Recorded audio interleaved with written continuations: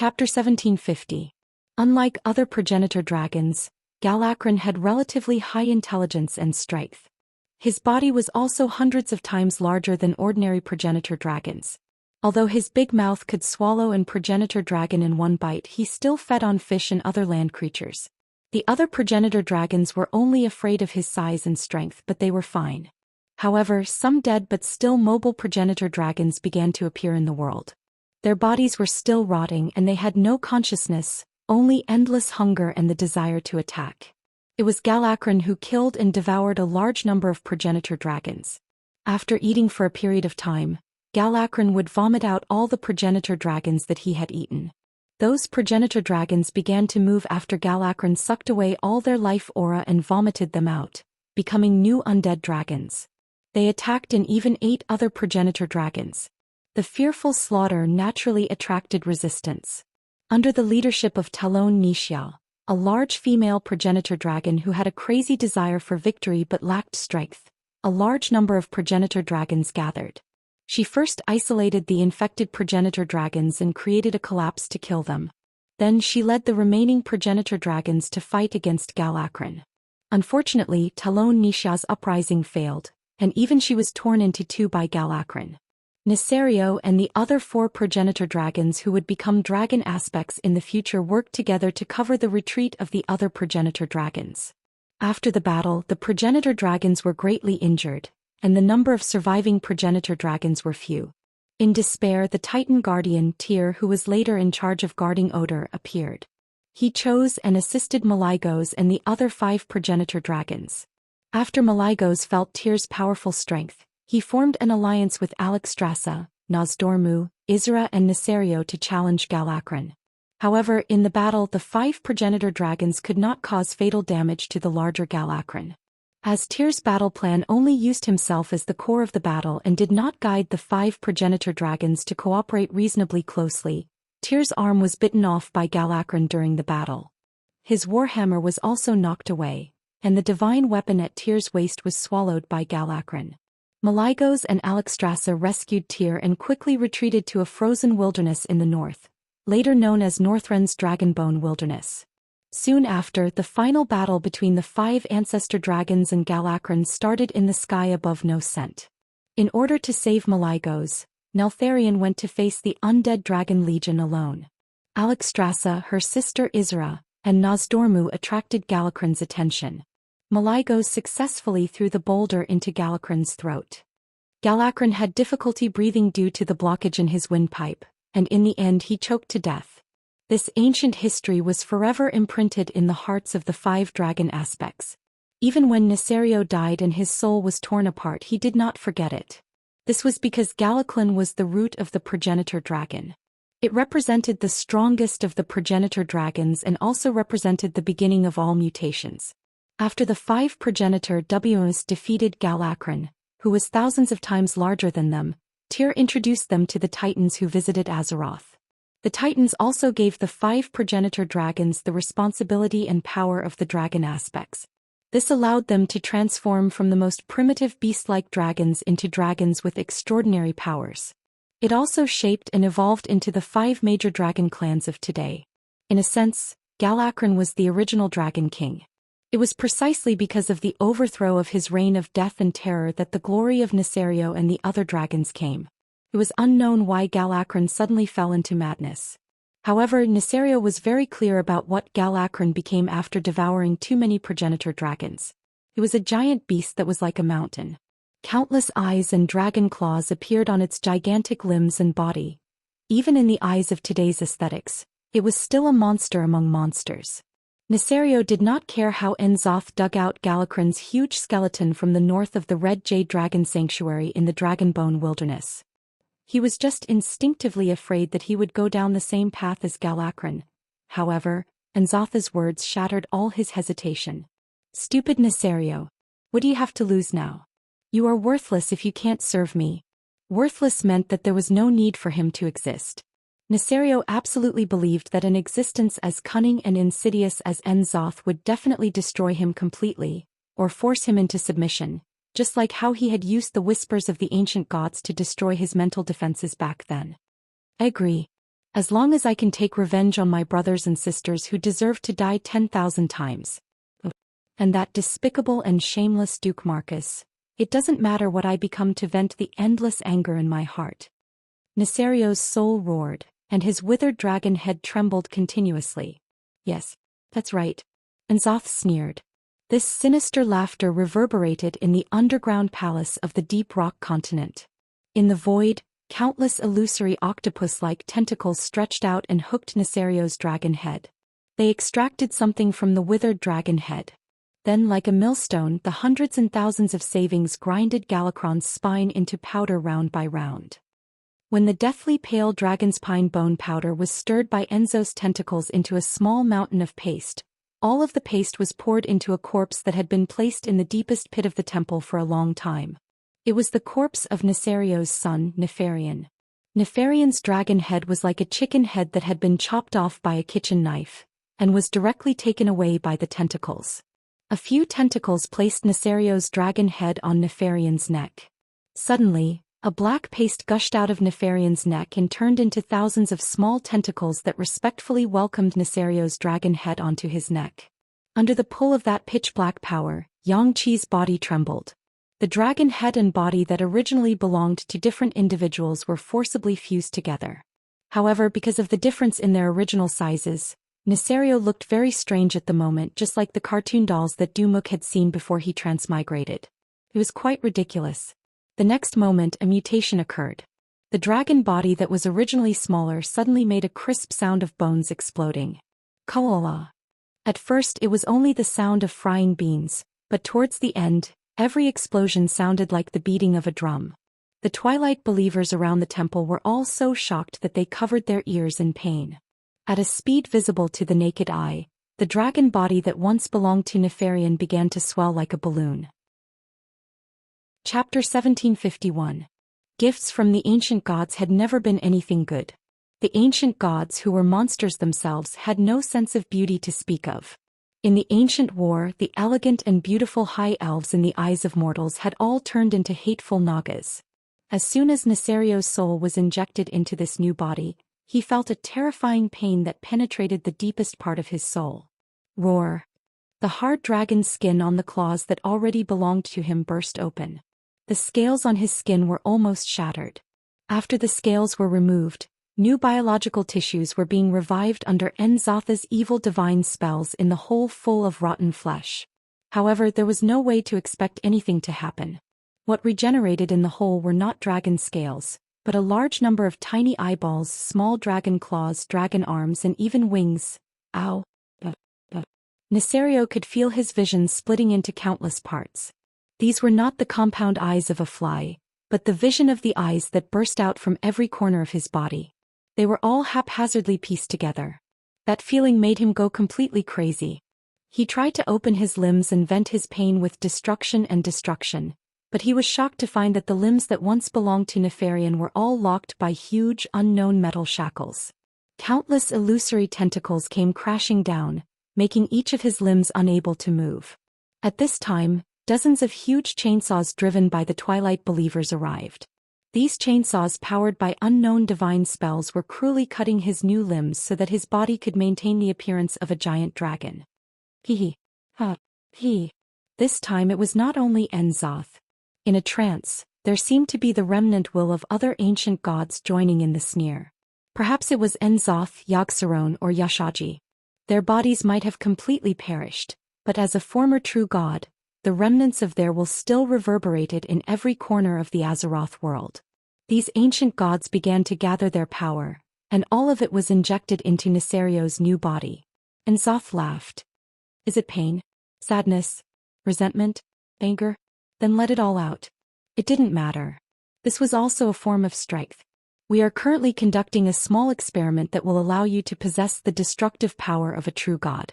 The more negative emotions you have, the more damage you'll cause to planet Azeroth. Is that so? That's wonderful. Neserio roared crazily. Due to some mysterious method, his furious roars started to spread across the entire deep rock continent. The violent tremors began. It was no longer a problem of the earth elemental plane alone. The intense tremor crossed the planar barrier and directly affected planet Azeroth. In the southern sea of the Endless Ocean, it was originally a sunny day with a gentle sea breeze. In the next second, a huge tremor transmitted from the deep sea easily set off a monstrous wave. Rumble. At first, not many people noticed this scene. It wasn't until the huge green wave that approached the shore that the guards at the lighthouse noticed this scene. Oh my God! Is the world going to be destroyed? The 30-meter-tall goblin statue that once stood outside Booty Bay was as small as a baby in front of this doomsday wave. At this moment, Nesario's voice actually crossed the Earth elemental plane and the spatial barrier of Azeroth, echoing endlessly in the entire sky. Those were the words he roared a few minutes ago, and now they began to hover over the entire world in the form of echoes. Pain. Suffering. My hatred burns in the abyss. The world trembles because of my torment. If it were any other existence who uttered such curses, they would definitely be regarded as a lunatic. However, he was none other than that. He was the Wings of Death, Nesario, the former Earth Guardian Dragon and now the Dragon of Death. Along with his voice, suddenly, a huge flaming crack tore the entire barren lands apart. The blazing lava was like a 100-story-tall lava dragon charging on the ground. The earth was torn apart from the bottom to the top, and every crack was accompanied by a burst of magma. There was nothing that could stop the destruction of the wrath of the heavens and earth. Mountains of all sizes were destroyed by the fire dragon's rampage. A huge orc town that was a few kilometers in the way of the fire dragon was destroyed like a bulldozer. Nesario's apocalyptic illusory sound continued. The lamentable kingdom collapses under my wrath. A gale comparable to a level 12 storm suddenly blew. The goblin airship that was preparing to land in the sky above Agrima involuntarily spun and crashed on the spot. The wood that exploded and the fuel that flowed out caused a second disaster. At that moment, every tribe in the entire Agrima felt as if the world had turned upside down.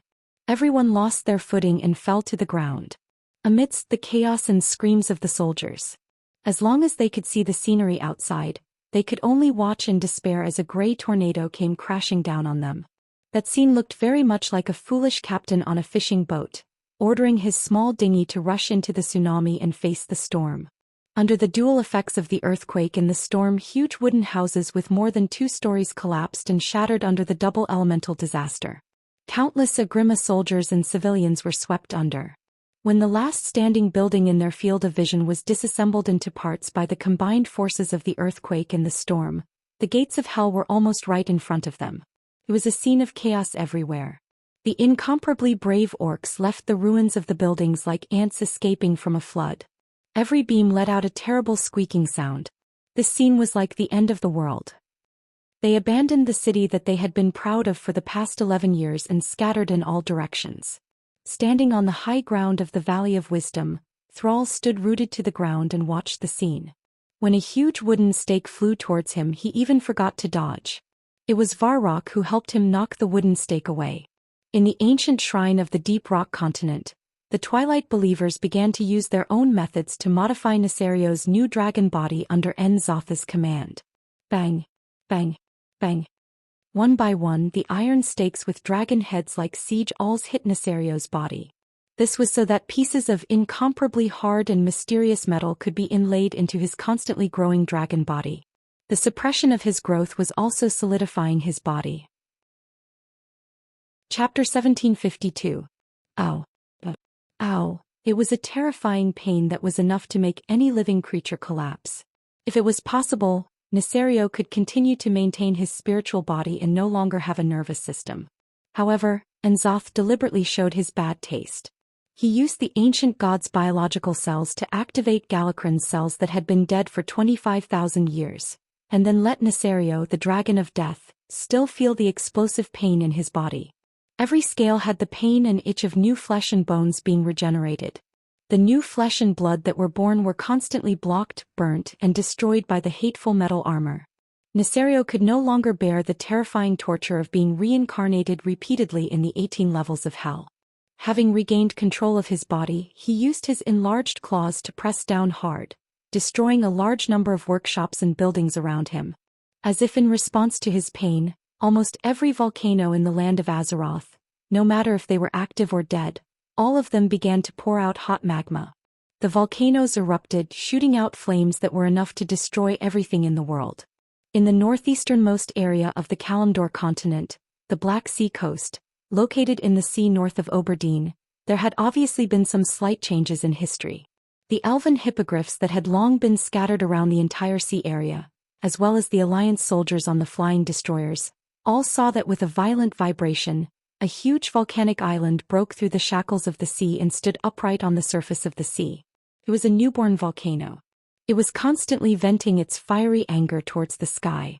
Immediately, in the thick smoke and ashes of the volcano, a huge black dragon broke through the barrier of the rock layer, broke through the layer of space between the earth elemental plane and the real world of Azeroth, rushed out of the ground and rushed into the sky amidst the volcanic ash. He easily rolled up to a height of 1,000 meters. The entire atmosphere was burning up, and a blazing aura swept across the clear sky for thousands of miles in an instant. Every scout and observer stared at the enormous creature in the distance in astonishment. Not to mention the rookies who were about 20 years old. Even the seniors who had witnessed the great battle between the 5 dragon aspects in the south of Rotterdam City more than 20 years ago still felt a sense of powerlessness and fear when they saw the lava WM that was even larger and more exaggerated than the one they had seen in the past. Damn it! How could this beast be so huge back then? That doesn't seem right.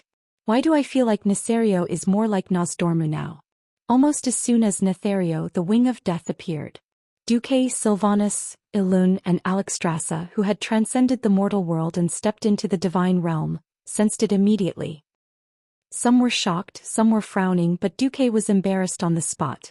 It took him a long time to react and he cursed in a low voice, "Coward. In the future you can change your name to Coward Wing or Nazari Coward." Mortals were destined not to know about matters of the god realm. Countless scouts had risked their lives to send back reports that they had found the figure of a lava dragon suspected to be Nesario north of Oberdeen. It was a hellfire dragon in the form of a dragon.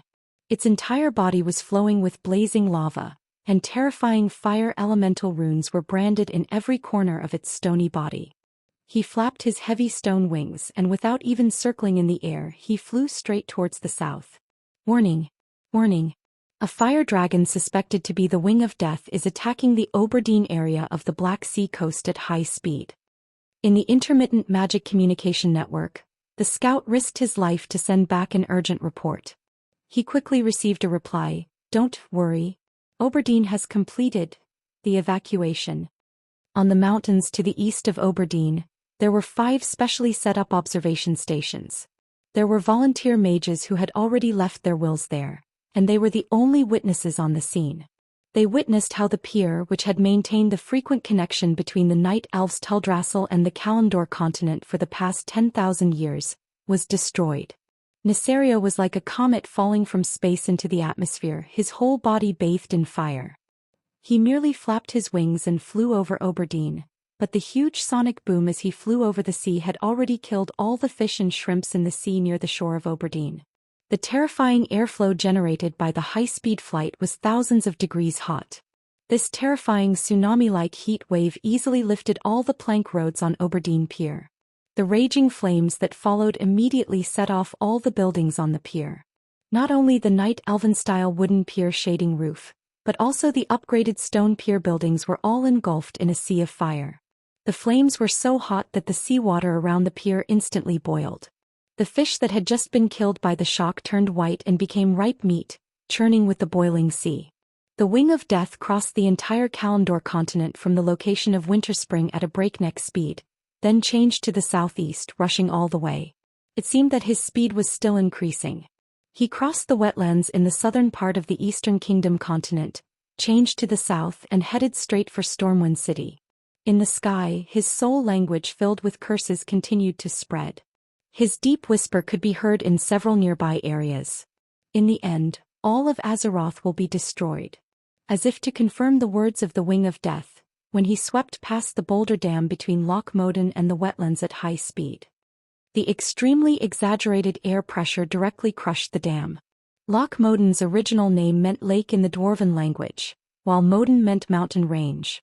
Thus, in the Dwarven language, Loch Moden was a lake in a mountain range just like its appearance. Loch Moden had a large lake and dam that could look down on all of Azeroth. Coupled with the fact that it was not polluted by the various heavens' wrath or demonic forces, it was once a very good place to live. The rich wildlife and fishing in the lake provided the daily necessities of the dwarves. The mountain range was filled with all kinds of precious minerals, and the Titan ruins that the dwarves liked to explore could really be said to be a paradise designed by the creator for the dwarves. However, the Wing of Death just passed by and destroyed the Boulder Dam. When they heard this real-time news, the eyes of the three Bronzebeard brothers turned red. Even though the people in the wetlands had already been evacuated, the building that the dwarves were so proud of, the Boulder Dam, had collapsed. This meant that more than 90% of the lake water would flow into the wetlands from the collapsed site, and the entire ecological environment would be severely affected. At this time, the Wing of Death finally shouted his last curse. In the shadow of my wings, all things will turn to ashes. Chapter 1753. Everything will turn to ashes. How arrogant. When she determined that Deathwing did not fly to the Sin Dorii kingdom, Sylvanas had already returned to Stormwind City through a special portal. Here she saw her sister and two nieces. Hey, Deathwing seems to be coming to Stormwind City. I know you're strong, but how can you let your child? Queen Sylvanas could not persuade him anymore. Because Duque was still in disguise, not even wearing a mage robe. He was just playing with the children. I just watched you act cool quietly, never interrupting you. From the perspective of the elves, the song was simply out of tune and affecting the city, but it made the two elf Lolas giggle. Obviously, Duque saw something that Queen Sylvanas could not. Queen Sylvanas had never been a fool. It was just that after Silvermoon City was destroyed, she fell into extremes. Now that Arthas was destroyed, her revenge was avenged, and she was pregnant with a child. Queen Sylvanas's intelligence and wisdom were all displayed. Although Duque might have secretly hoped that Queen Sylvanas would become stupid for 3 years after pregnancy, in fact, Queen Sylvanas was very smart. Seeing that Duque did not move, she actually took off her ranger costume and changed into a set of home clothes, translucent pajamas. Hey, Duque, tell me, why don't you come over and accompany me?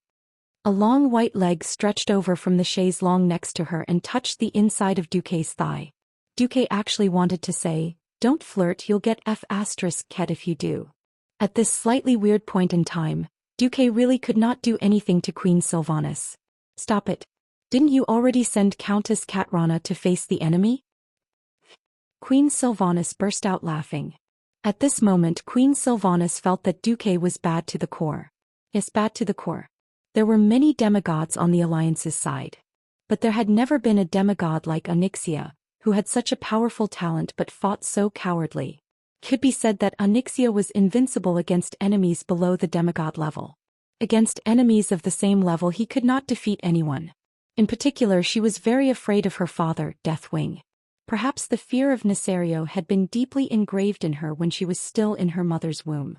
Her mother had been forcefully pushed by Darkwing. Not only had she used force, but she had also almost lost her life because of the splashing acid. When Nesario was still alive, she and her brother were just useful pawns for Nesario.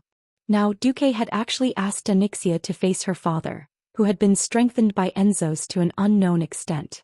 Duque was a little too evil. On the other hand, Sylvanas also firmly believed that the Deathwing that was charging over at high speed should not be in any danger.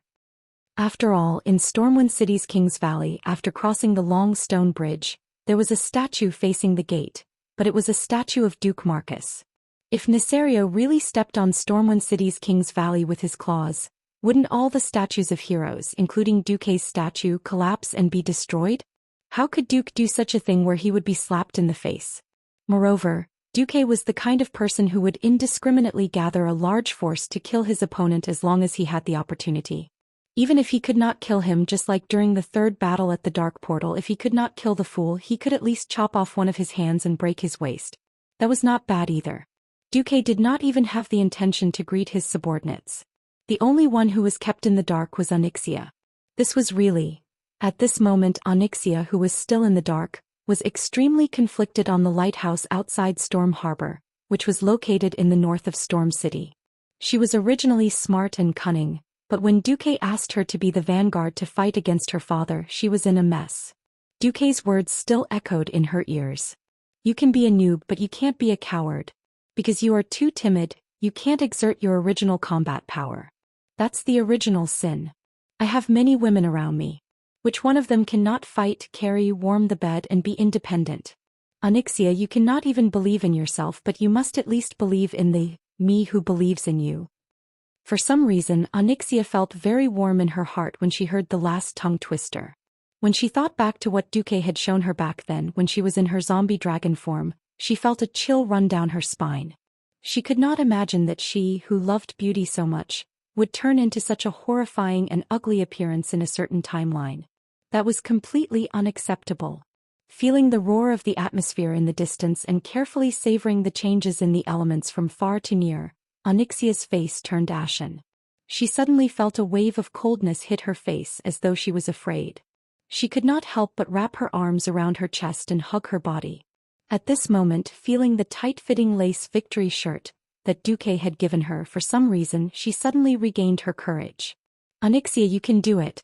You have the god of fate, Duke Marcus, behind you. If you want to obtain your position in the new Divine Realm Palace, you must win this battle. Xianxia encouraged herself in an obsessive manner. It felt like her courage had multiplied. Xianxia jumped down from the 30-meter-tall lighthouse. She let the strong wind blow her long black hair, feeling the strong wind. Suddenly, she seemed to have returned to the era when she dominated the world alone. The ultimate transformation spell was instantly activated. She stretched out her neck and let out a long roar. Black wings appeared on her back, and her limbs turned into indestructible claws, covered with shiny black scales. The beautiful red robe with black trim turned into a stream of light and returned to the space storage bag, revealing her dragonized body. A thick tail grew out from her buttocks. When she neared the surface of the sea, she had completely changed back to her dragon form.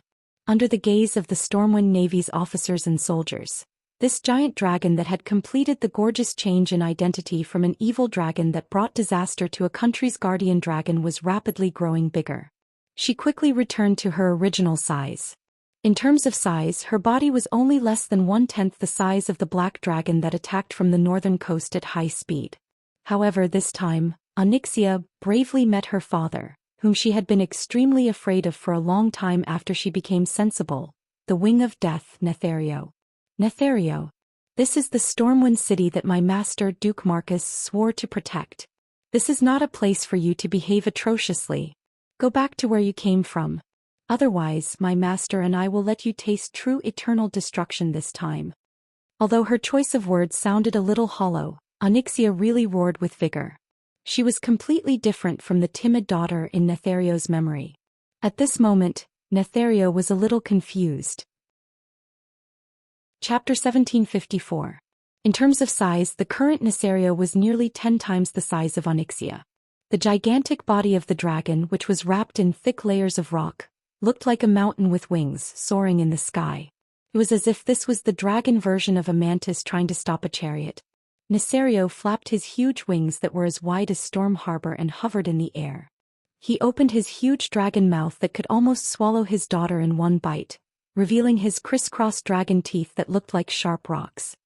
He let out a loud laugh that could be heard all the way to Storm Harbor. "Ha! My daughter, what are you talking about? If you're trying to make me laugh, then congratulations, you've succeeded." Nethario's face was full of ridicule. "Now I'll give you one last chance. Tell me your true identity. Please pay attention to what you say.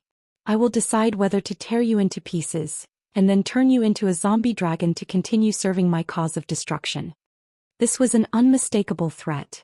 He was clearly trying to force Xianxia to betray Duke and join Neltharion's side again. As for whether she would be used as cannon fodder or something else in the future, there was no way of knowing. In front of the mountain-like body of the Wings of Death, Xianxia really looked very, very small. If it was in the past, Xianxia would have been terrified no matter what. "I can't win. I definitely can't win. Going against a terrifying existence like father is courting death. Don't fight him. Once we start fighting, I might be torn to pieces in just one round." The voice that emerged from Xianxia's heart at this moment was the best portrayal of her mood. There were many voices in her heart. Surprisingly, she did not feel upset at all. It was as if the voices that also came from her heart could not affect the core thoughts that dominated her. At most they were like buzzing flies, which was a little annoying. Although the timidity in her heart could not be eradicated, what flashed through her mind at this moment were images of Duque's victories, flattening the king of the molten core sea, taking care of her brother Nefarian in Blackwing's nest, killing the ancient god Thun in the temple of Ankharaj. In the outland, Draenor beat up Illidan. The Sunwell was stuck in Kil'jaeden. Odor beat up Yogg-Saron.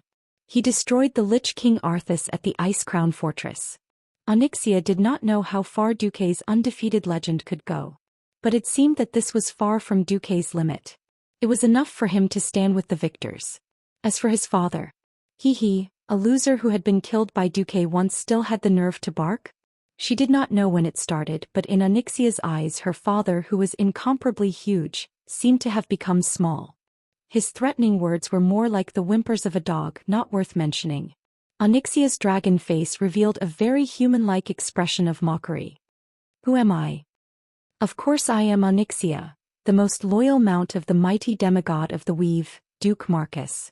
As long as Master is willing, you can ride me anytime, anywhere and however you want. I'm also willing to kill all those who stand in my way for Master, including you, my so-called father Nesario. What a shock. What a shock. Nesario had never thought that his daughter, whom he had not seen for a long time, would lose her moral integrity to this extent. Where was his impression of the yes-man daughter who was only fit to be his thug? Why did he feel that this female black dragon in front of him, who looked exactly the same, was so unfamiliar? Nesario had yet to react. The black dragon princess, who had lost her moral integrity, continued shamelessly, "Poor Nesario, haven't you had enough of being a toy of the ancient gods? Since my master can kill you once, he can kill you countless times until you are completely erased from the river of time. Your so-called backer and Zoth is nothing more than this. As long as he dares to show his face, he will be besieged and killed by Master, just like his companions Thun and Yogg-Saron." Onyxia was so proud of herself, like a fox exploiting a tiger's might. Nesario could not believe his ears, and it took him a full 3 seconds to react. "Enough. You're a disgrace to the Black Dragons. Scum of the dragons. You've lost all the face of the W's face? I'm the Dragon of Justice, who turned over a new leaf and successfully joined the ranks of the dragon aspects. There's nothing to be ashamed of. Even Alexstrasza has tacitly agreed that I'm Master Duque's mount. I'm so disappointed. It seems that you've been completely brainwashed by that despicable human." "Brainwashed? You've obviously been brainwashed by Nzotha's murmurs of the ancient gods." The black dragon did not lose to her father when it came to trash talking. He had been reduced from a proud dragon aspect to a slave of an ancient god. Although he knew deep down that it was indeed the case, Nesario had never been willing to admit it. It was bad enough that his daughter was extroverted, but she was still frantically digging up old wounds. This was simply intolerable. "Ow, the ancient gods are the true rulers of this world. Since these shameless lowly creatures have stolen this world, I will completely purify this world on behalf of the ancient gods, and then rebuild a great world that belongs to the elements." In a fanatical atmosphere that he had created, Nesario's IQ seemed to have plummeted, and he suddenly shouted slogans. Crazy. Capricious. This was also one of the important reasons why Onyxia was afraid of her father in the first place. But at this moment she felt that her so-called terrifying father was nothing more than this. That was because her experience had changed her view. Different perspectives meant different views. In the face of Nesario, who had begun to charge at her, Onyxia spat out a fireball. This fireball seemed to be no different from the ones she usually used. Nesario did not care. When he realized that he could not use his wings to fan away the fireball that was coming straight at him, he raised a huge claw and slapped it. Bang! With a loud bang, the fireball hit the tip of the claw and exploded. The scorching airflow rippled the air around the claw. Due to the rapid change in the temperature of the atmosphere, the field of vision there looked a little blurry and distorted. Something unexpected happened. The tip of the dragon claw, which was wrapped in earth elements and collided with the fireball, exploded on the spot. Onyxia clearly saw that a section of the fingertip was blown off by the explosion. Under the impact of the explosion, it flew dozens of meters away, then fell in an arc towards the sea. Wait a minute. What the hell is this? At this moment, Onyxia suddenly remembered the first sentence that Duque said when he ordered her to fight. "I'll leave that coward wing to you." Coward. Chapter 1755. Onyxia was not the only one who was confused. Even Neltharion himself looked flustered. After a while he finally stopped in the midst of a series of screams. Impossible. Not. Onyxia was not a fool. On the contrary, she was a highly intelligent character the moment she appeared. Unfortunately, when Duque subdued her, he seemed to have damaged her morale too much, causing her to turn into a coward like Onyxia. Without any hope, the conspiracies that she was once proud of were all banned. Having given up on herself, Onyxia gave up her courage and stopped thinking at the same time. She regarded herself as a simple mount, which made her look like she was under the monkey-style reduction spell. At this moment, Onyxia knew at a glance that the giant dragon in front of her was not her father. At least this body was not. She suddenly realized that if the one who had attacked was really Nesario, would Duque have allowed her to bicker with her father for so long? He would definitely have brought a large team to attack. Onyxia narrowed her eyes. Poor Nesario, you don't have the fear and dignity of the wings of death anymore. You're just a toy of Enzoth. You didn't even realize that your consciousness was attached to a stone dragon made of evil magic. No. My body was only damaged by that bastard Maligos. Nesario defended himself. How can you say such shameful words when your remains were insulted by your own brother? It seems that you're no different from me, right? The black dragon princess, who had made up her mind, immediately spat out her venomous tongue happily. Oh no. You're already dead. My late father. You can no longer feel the beauty of life. Although I look a little shameful, when Master Duque becomes a true god in the future, I can also become the most powerful oracle. When Onyxia said this, Duque, who was in Stormwind City, had already face-palmed.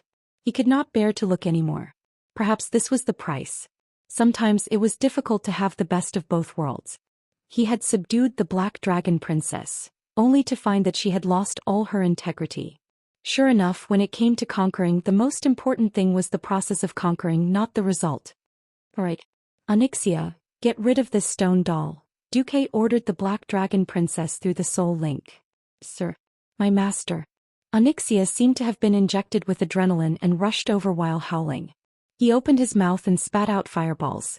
This wasn't a fireball from the era of the molten core. Although Duque had confirmed through the magic net that the dragon made of rock and fire elements was a fake as soon as he popped out of Nesario, Duque did not dare to take it lightly. If things went wrong, Onyxia's journey of gathering her courage would become a journey of sending food to her death.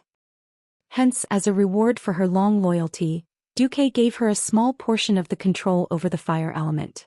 This portion was not a portion in the ordinary sense but a portion of divinity. The portion of the control over the fire elemental realm that Duque had obtained from Ragnaro's clone in the molten core was actually not much, but in order to give the loyal black dragon some confidence and hope, Duque reluctantly gave her a third of it. That was because, in Duque's eyes, there was already a bigger cake placed in front of him. The cataclysm had already begun, and the 4 major elemental realms were extremely close to Azeroth. At this time, Duque could already kill his way to the Land of Fire where the fire elemental realm was and fight it out with Ragnaros. As long as he completely defeated the Fire Demon King this time, the fire elemental realm would only have his Duke Marcus voice in the future. Another fireball was spat out. Onyxia's fireball still looked like an egg, but its actual power had increased by more than 10 times. Compared to this giant version of Neltharion, her fireball was clearly just a small flame, but when it exploded on her body, it was really painful. Boom. The exaggerated explosion actually blasted a huge hole the size of a villa in Neltharion's lower abdomen. Under that thick rock layer there was no flesh, no bones, only dry and tasteless rocks. No matter how weak Onyxia was, she was still a demigod dragon. It was not difficult to beat up a fake that only had a good appearance. Onyxia, who disliked using flames to bombard too slowly, completely got rid of the fear that her father had brought to her this time. She boldly rushed forward, swung her long and thick black dragon tail that was even more powerful than a battering ram and smashed it hard. This fake was really big. The stone dragon that was purely driven by elements and part of the soul fragment could be said to be terrible in terms of agility. After receiving a series of heavy blows, The fake Nesario finally could not hold on any longer, and his movements clearly slowed down for a moment. The Black Dragon Princess, who was even more petite, seized the opportunity to do a 3.5 somersault with a degree of difficulty of 4.0 and hit the former's chest with a spiral flick of her tail. The terrifying blow caused the stone chest to cave in deeply. Terrifying cracks spread in all directions layer by layer, and the dragon-shaped shell burst into pieces. The remnant soul of Nesario, which was attached to the stone dragon body, let out a shrill soul wail. He tried hard to control the unfamiliar body in an attempt to launch a counterattack. Unfortunately, Xianxia, who was full of confidence, was even more at ease in the battle. In Duque's opinion, her attack was as ridiculous as using a plastic serrated knife to cut a 1,000-year-old tree. In fact, her destruction was quite efficient. The stone dragon body parts, large and small, were crushed under her attack. Like a bulldozer, she quickly shoveled away a huge sand sculpture called Nesario piece by piece. Soon, when the chest of the fake was blown up, a scarlet crystal was revealed. Duque, who was observing from Stormwind City, could not help but exclaim, F***CK. I've never seen such a big heart of the mountains. This mysterious gem, which theoretically could only be born in huge mountains, had quite amazing earth elemental magic. Unexpectedly, Enzoth was so awesome that he found such a big one and used it as the core of Nesario's substitute. Although Duque wanted to tell Xianxia not to touch this thing, it was too late. The black dragon, who was immersed in the fact that she had defeated her father, smashed the small house-sized heart of the mountains with her tail. Boom! With a loud sound, the huge stone dragon body collapsed and shattered, and every dragon-shaped part on its body began to fall apart on its own. It was as if there was a meteor shower in the sky and huge rocks fell into the sea 10 kilometers away from Stormport. Chapter 1756. Dong, dong, dong. The sound of the boulder falling into the sea was like the drumbeat of victory. Xianxia's heart leaped with joy. Haha! I finally dared to make a move against father. Sure enough, even that fellow Nesario is afraid of Duque. The black dragon's words naturally had two meanings. First, she had finally surpassed herself and dared to use her dragon claws on someone she once thought to be absolutely terrifying and someone she would never dare to disobey. Second, even someone as terrifying as the wings of death still had to walk around Duque when they saw him. This was a simple and straightforward reason. If Nesario was really that powerful, why didn't he just kill his way to Duque's doorstep and start a war with him? From the beginning to the end, Duque had released his elemental fluctuations and clearly told all his enemies, I, Duke Marcus, am waiting for you in Stormwind City. Perhaps it could be said that Duque was arrogant, but it could also be said that Duque was sinister. After all, whoever dared to come to Stormwind City would be swarmed by the demigod powerhouses who had been waiting for a long time through the portal and devoured the intruder. However, Nesario was terrified. This was real. He didn't even dare to personally issue a challenge, so he sent an unpresentable stone substitute. If this wasn't cowardice, what was? Wahaha! Nesario is terrified. Wings of cowardice. You don't even have the courage to face my master, so don't pretend to be the best in the world. Let me tell you, if my master can destroy you once, he can destroy you a second time. Xianxia laughed wildly as she looked at the sea where Nesario's substitute had fallen. Although the object of her ridicule was her father, the messy affairs of the Black Dragon clan and the terrible family relationship that was prone to killing each other were just like that. Duke Marcus, just you wait. Once I destroy Azeroth, I'll see what use a demigod like you will have. Nesario's roar came from the void.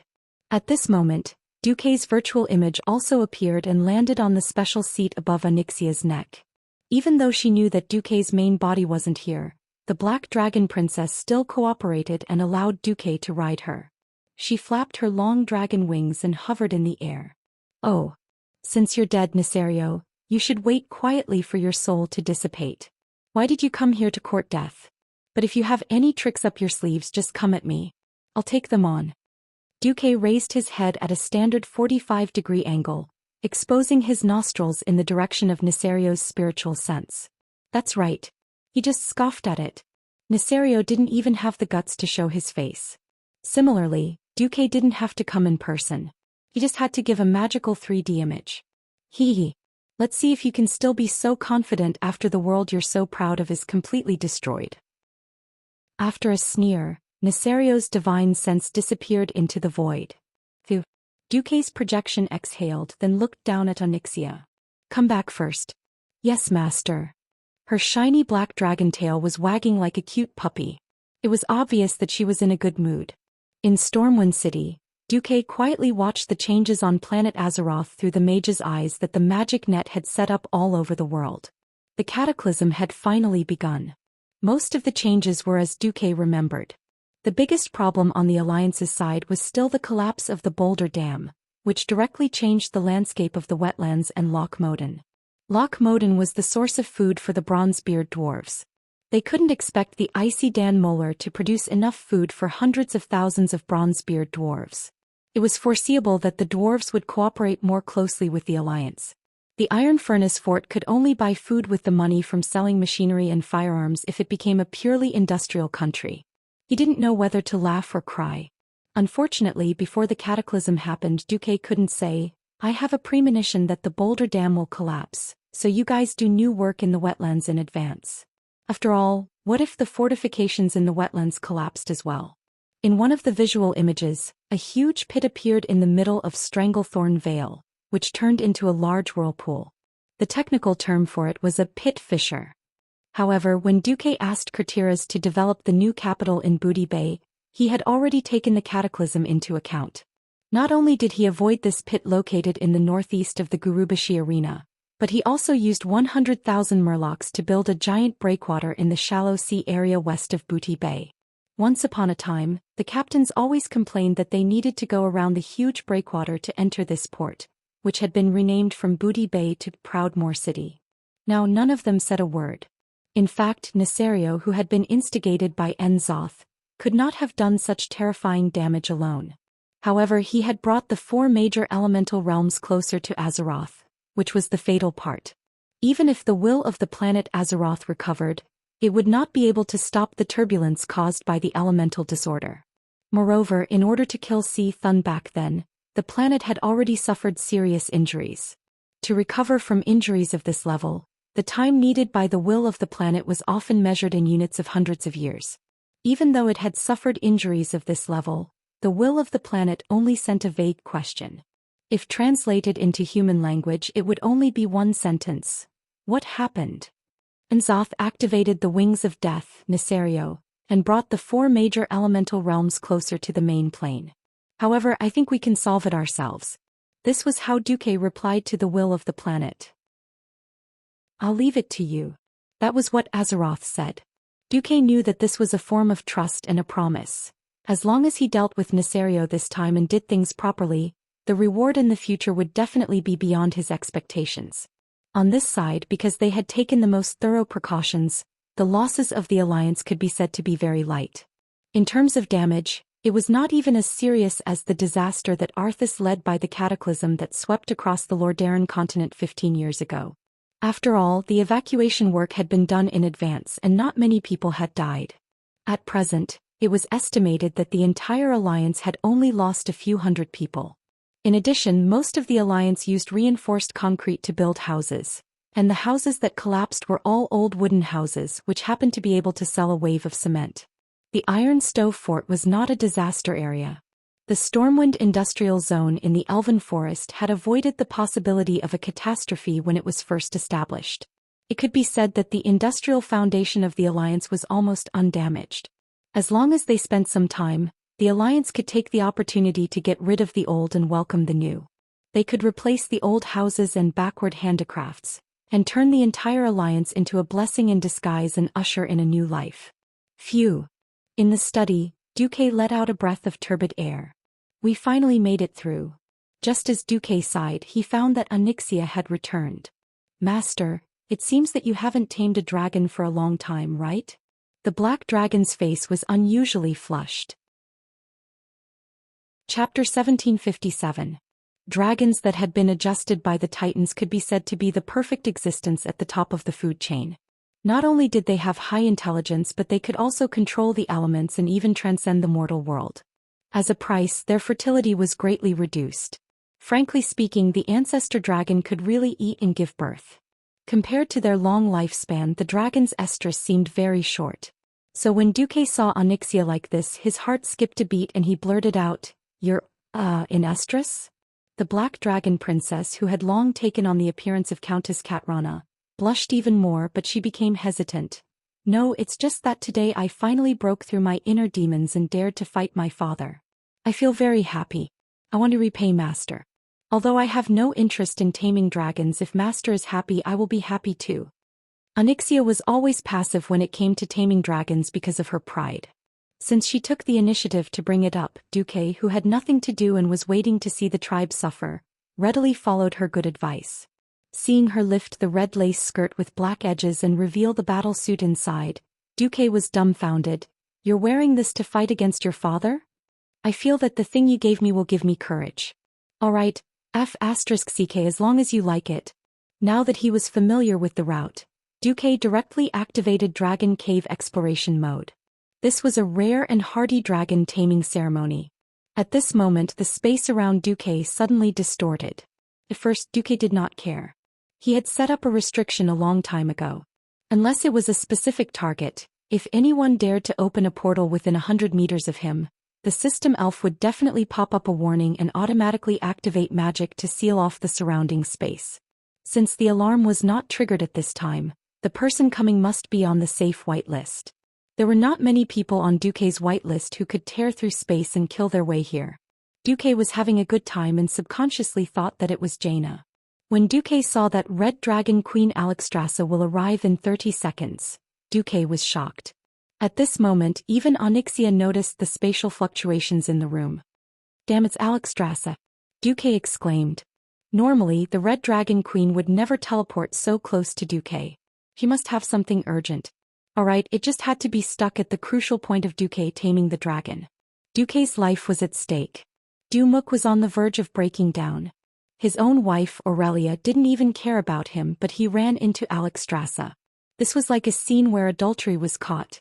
No matter how fast he moved, there were still many traces that he couldn't clean up in time. The two of them couldn't help but silently say, "Don't ever get discovered," 100 times. Space was finally broken. The queen's knee-high red boots were the first to step out. Before the humanoid Red Dragon Queen arrived, she could already hear her complaints. "Duque, what the hell are you doing? First you tacitly allowed me to come in, then suddenly locked it? I've been very busy all these years. I wouldn't have come to you unless there was something important. What's that smell?" The Red Dragon Queen tilted her head. The two curved dragon horns on her head tilted to one side, looking a little silly. "No, nothing." Duque had already opened the window for ventilation. The Red Dragon Queen sniffed hard. She wasn't a shut-in dragon who had never been to human society. After just 3 seconds she knew the truth of the matter. "Yo, I can't believe you." Duque actually used the current Earth Guardian dragon as a mating partner. Duque spat out a mouthful of blood. Onyxia was so embarrassed that she lowered her head, almost burying her face in between her two dragon peaks. The Red Dragon Queen 38 took small steps and circled around Duque and Onyxia, making comments like, "GG" from time to time. "This lady who is suspected to be the Red Dragon Queen Alexstrasza, please conduct yourself with dignity." Duque's face was dark, his forehead full of black lines. "I've always found it strange. How could the sinister and cunning Onyxia be completely tamed by you? So there's this kind of operation. So she got addicted to the game and really thought of herself as a woman. In the end she developed a relationship with you that transcends species?" The female detective Formosa propped her chin up and made an irresponsible deduction. "You're filthy. Do you believe that I won't bring demigods of the weave to attack the dragon's slumber shrine?" Duque threatened. "No." The thick-skinned Queen 38 was resolute. "What the hell, can we even talk properly?" Duque was also furious. He might as well go all the way. He sat down and pulled the dragoness into his arms. His hands moved all over her, making a dragon roar. "Don't you want to see? I'll let you see enough." Duque was so shameless that Alexstrasza cowered. Alright. The dragon slumber shrine doesn't care about the private lives of giant dragons. There's a guy from the blue dragon side who fell in love with a well, and there's also a guy who's infatuated with a soul doctor. It's not unusual for a female dragon to fall in love with a demigod. As she said this, Onyxia, who was in Duque's arms, visibly relaxed. "Let's get down to business. Duque quickly changed the topic. At this moment, the slightly off-track Dragon Queen suddenly realized something and exclaimed, "Ah, I almost forgot about business. I just felt the soul fluctuations of the ancestor dragon's father, Galacron, in the soul of Neserio's substitute." Galacron. This name was very unfamiliar to Duque. However, every player who had been in the Dragonbone Waste would be puzzled by the exaggerated dragon bones in the Dragonbone Waste. When Alexstrasza finished explaining the story to Duque, Duque muttered to himself. Needless to say, N'Zotha's train of thought was really ingenious. He could even come up with such an awesome idea. Speaking of which, Galacron had been dead for 25,000 years, but he could still extract vitality factors. This made Duque speechless. Now Duque was really a little worried. If the reborn Neserio also had the ability to devour living dragons and strengthen himself, that would not be good. After all, he could choke that guy to death by throwing a big stone last time. This time Neserio was already dead. Not to mention choking him, even if he used a stone to replace his heart, he would still be alive and kicking. Damn it, Duque. This was a little tricky. Duque, I don't know why, but I have an ominous feeling this time. Back then, the four of us could have worked together to deal with Neserio. Now that he has been resurrected by N'Zoth, he must be even more terrifying. And he has Galacron's ability. If you don't help me, I really don't have any confidence. Alexstrasza showed a rare timid look. Chapter 1758. Onyxia had been too ashamed to face her senior, Alexstrasza. Now it was the Red Dragon Queen who had lowered her head. Duque could understand what she was thinking. The 5 dragon aspects were like brothers and sisters. Not only were they brothers and sisters from the progenitor dragons, but they were also companions who had been blessed by the Titans to become higher-level dragons. Killing Neltharion once was already an unbearable torment. Now not only did he have to suffer a second time, he also had to face the nightmare of Galacron. If it was Duke Ku, he would probably go crazy from the endless entanglement of ill-fated karma. More importantly, Duque knew the fate of the original dragon aspects. At the time of the cataclysm, it was Nozdormu's turn to die. What was even more cruel was that not only did Duque know, but Nozdormu himself also knew. It was as if he had an incurable disease, yet he still had to remain silent and walk step by step to the end, waiting for his destruction. It was definitely not a good feeling. However, the Bronze Dragon King had not said a word from start to finish. After sighing, Duque smiled. "Who do you think I am? If I don't help you, who will?" Suddenly, even Alexstrasza's eyes became misty. Yes. When did it start? It seemed that Duque had saved her in order to fight against the tribe. She had always tried her best to help Duque. Alexstrasza might have been able to maintain a sense of superiority in the beginning. As Duque's strength rose like a rocket, Duque, who had seemed insignificant in the past, became the new guardian and savior of Azeroth. When the dragon aspects fell, it was Duque who came to the rescue. When Otter's guardian died, it was Duque who appeared and held the fort. Since the beginning of the Dark Portal, Duque had appeared almost every time there was a crisis to save the world. Whether she was willing to admit it or not, Duque and his forces had become an important part of Azeroth's survival. Even though she knew that Duque was doing this to help himself, Alexstrasza still felt a surge of warmth when she heard such a firm and unhesitant promise. "Thank you." "You're welcome." Duque nodded lightly. As if her brain had gone haywire, Alexstrasza suddenly asked, "You really don't need to thank me? Like having sex with you once like Onyxia?" "Pfft," Dumuk spurted out. "Onyxia just wanted to find a hole to hide in." "Forget it." Duque felt a headache coming on. Things like taming dragon were only interesting when it came to specific targets. If it was a challenge of this nature, then forget it. To avoid any awkwardness in the future. After all, whether or not Alexstrasza understood human emotions was another question. The queen put her hands on her waist and looked left and right. Actually, I feel that my elf form is more in line with human aesthetics." "What, you don't like it?" "No, that's not the problem." Duque's balls continued to ache faintly. After talking for a long time, Duque finally understood that Alexstrasza was lacking a brain. If he really ket her, he reckoned that Duque would not feel any sense of accomplishment. "Speaking of which, when do you think we should make a move on Neserio?" Duque pondered for a moment. Now Enzoth and Nesario are thinking of a way to completely connect the world of Azeroth with the four elemental realms.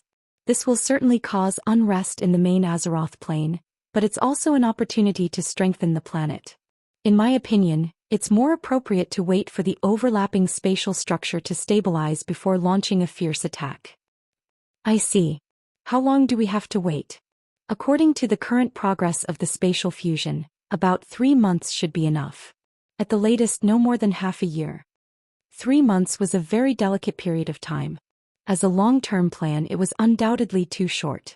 However, it was more than enough to ferment certain events. History had unknowingly taken a turn. In the original history at this point in time, William had long been driven crazy by the near collapse of the economy. William was an excellent warrior, but he was not a king who understood economics.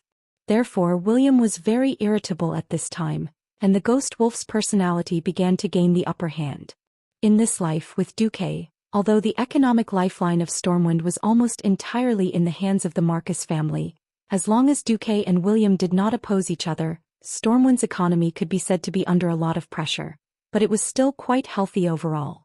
In particular, Duque had made economic transformation and various disaster relief plans in response to the cataclysm. In addition, from the end of the crusade against the Lich King to the occurrence of the cataclysm, there were a few extra months of buffer time. This caused the entire economic system of the Alliance, including Stormwind, to undergo a slight sharp turn. However, there was still a long way to go before it overturned or even collapsed. Duque was too outstanding. He was so outstanding that even though William did not have a good relationship with Duque, he still unconditionally handed over the country's economy to Duque. This allowed William to focus on training the army of Stormwind. The only thing that William was unhappy about was that his son Anduin Rin was too soft. He was like a wimp and not manly at all. He did not know that his son would become the famous Dirty Shepherd in the future. He would always believe in Brother Spring and resurrect hundreds of Alliance soldiers on the spot. At this moment, this irritable father was extremely troubled. Unfortunately, because Duque had intervened in the Van Cleve incident and settled things with Onyxia, William's queen Tiffany Alien, was still alive in this life. To some extent, she had become little Anduin's protective umbrella. William, who was helpless against his queen, kicked little Anduin to the Bronzebeard brothers, hoping that Magni could teach him to become a great warrior. Duque had vaguely mentioned that he sensed little Anduin had other talents. But William was very stubborn at certain times. My father is a warrior. I am a warrior. Uncle Anduin Lothar is a warrior. Little Anduin must be a warrior too. Since William said so, what else could Duque do? Abduct little Anduin, turn around, and groom him into a dirty shepherd before returning him to William? William would probably fight him to the death.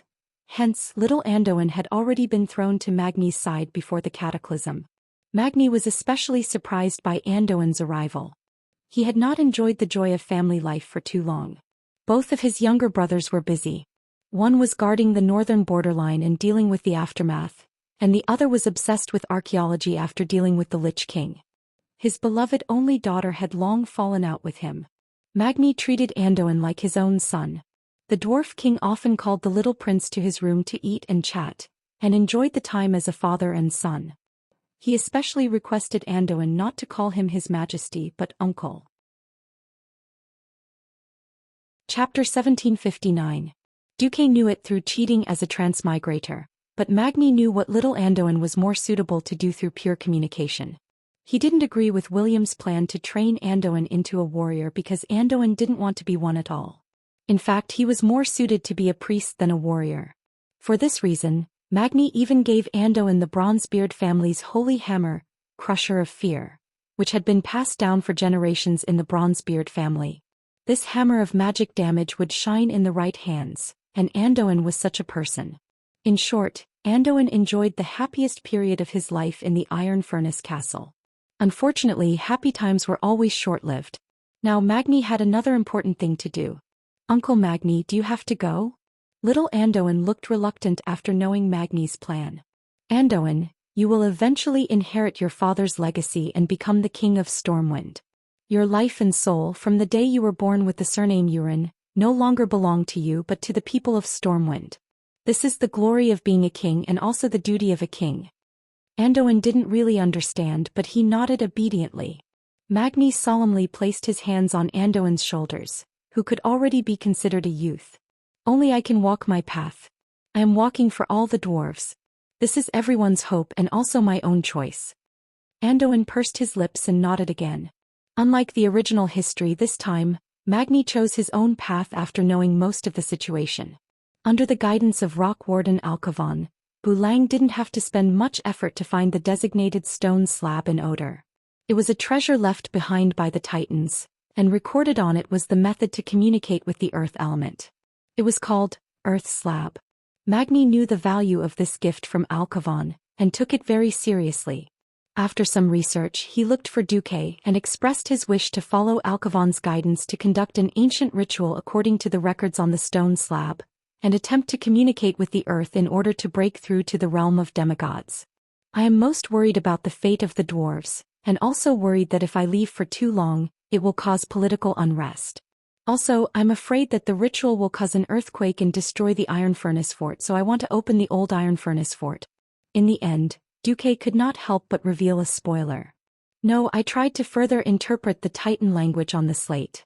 Although it wasn't 100% according to my estimations, the power of this ritual would be quite mild.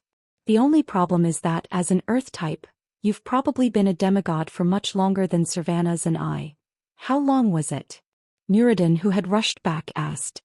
According to my estimation, it will probably take several years. It shouldn't be more than 10 years. What Duque said was an estimate, but those who were familiar with Duque all believed that Duque had seen too many things in the long river of history. Perhaps because of the restrictions, Duque could not reveal too much, but everyone understood. Magni made his final decision. Iron Furnace Castle cannot be without a king for a day. So be it, Muradin. You will inherit my throne and then I will perform the ceremony. If I'm lucky enough to succeed, I'll come back and be the guardian of the Iron Furnace Fort. Well, the throne is yours, big brother. I only agreed to manage the Iron Furnace Castle as the acting king when you're gone. When you return, the throne will still be returned to you.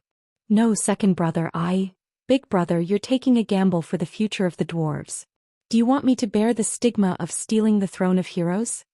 Muradin roared with great agitation. In the end, under Muradin's insistence, Magni finally gave in and agreed to let Muradin be the acting king. It was different from the original history where he had to communicate with the earth to seek answers because of the elemental riots. Now Magni was doing it with a clear goal and had arranged everything in advance. This way, even the elders of the Bronzebeard dwarves could not say anything. There was no so-called succession ceremony. It was just a gathering of the ministers and the handover of government affairs. Muradin Bronzebeard became the acting king, and while Magni's soul slept, he held all the power of the Bronzebeard dwarven king. It's time. 3 days later, under the watchful eyes of Duque, Muradin, Bulang, Kudrin Wildhammer, Rockwatcher Arkavan, and a group of dwarven elders as well as the dwarven guards in the secret chamber, Muradin activated the ritual of connecting his soul to the earth. The earth and yellow radiance filled every inch of the magic array that extended from the stone slab. The earth bore all things. The earth nourished all things. The richness of the earth was not something that water, fire, and wind, the 3 more intense elements, could compare to. Under the watchful eyes of hundreds of pairs of eyes, Magni Bronzebeard's body slowly changed. It was a stiffening that spread from the soles of his feet.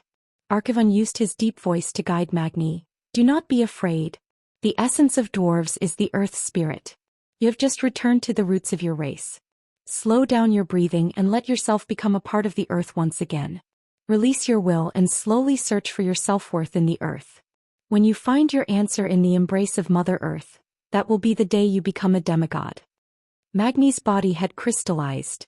In less than 5 minutes, from his feet to his waist, then to his chest, neck, limbs, and finally even his head had turned into diamonds.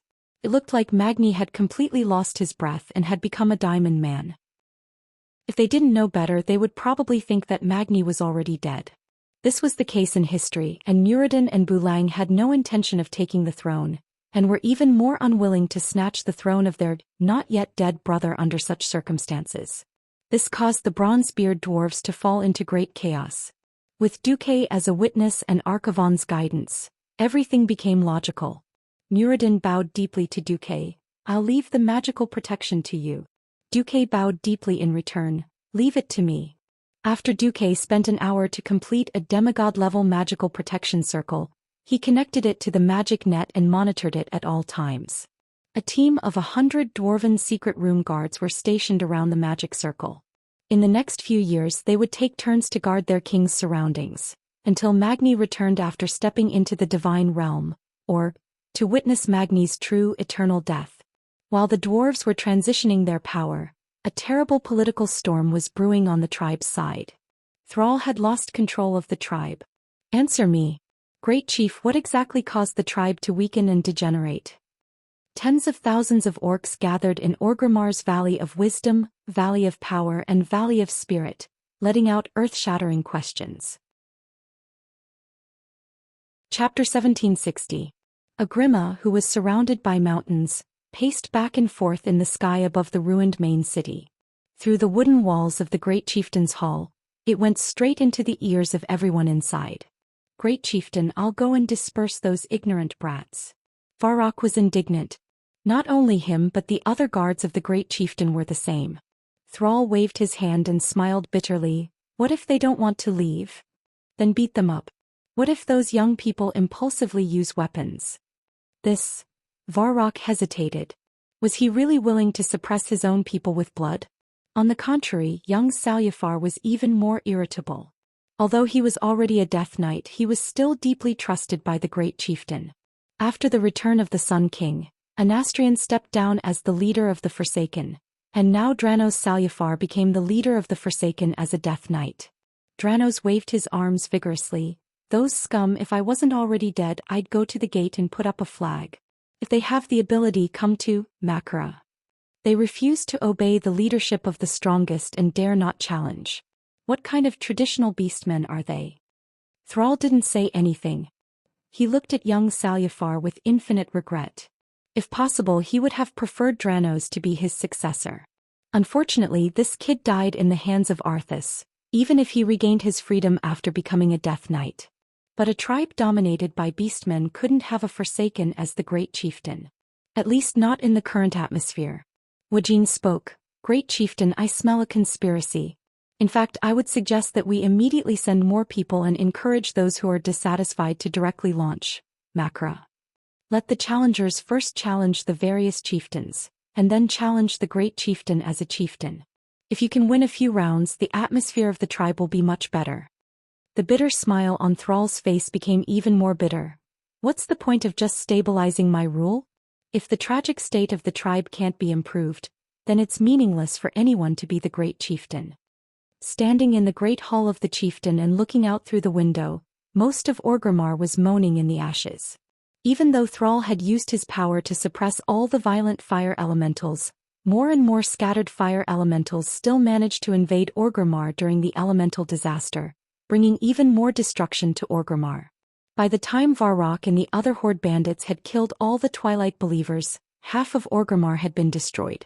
What made the tribe leaders even more depressed was that the entire territory of the tribe had been hit by the elemental disaster, and even more serious, the cataclysm. The Nushui River, which separated Durotar and the Barren Land, swelled due to tectonic movements and flooded a large area in the central and western part of Durotar. It became the Nushui River Basin, which was divided by crisscrossed pools. A terrifying trail of lava cut through the Barren Lands from the northwest to the southeast. Now that place was called Great Rift Valley. The southwest of the Stoneclaw Mountain area was originally under the control of the tribe. A sudden volcanic eruption completely destroyed an important town there, and more than 5,000 people lost their lives. Now it had been renamed Coal Valley. The Thousand Needles and the Flashing Plains were flooded. At least most of the areas in the Thousand Needles were controlled by the tribe. Those were the simple losses from the disaster. What happened next was the real headache. The desolate land, which was conquered by the traditional orcs who migrated from Galan and Nagrand. The originally barren wilderness was gradually brought under the jurisdiction of the tribe. Even if Gruul didn't listen to orders, it was still under the control of the tribe. The cataclysm changed the landscape there, and a new green basin was born in the center of the desolate land.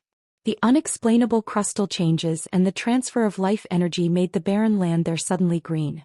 The trees inside grew wildly. This attracted the attention of the Cenarian Circle.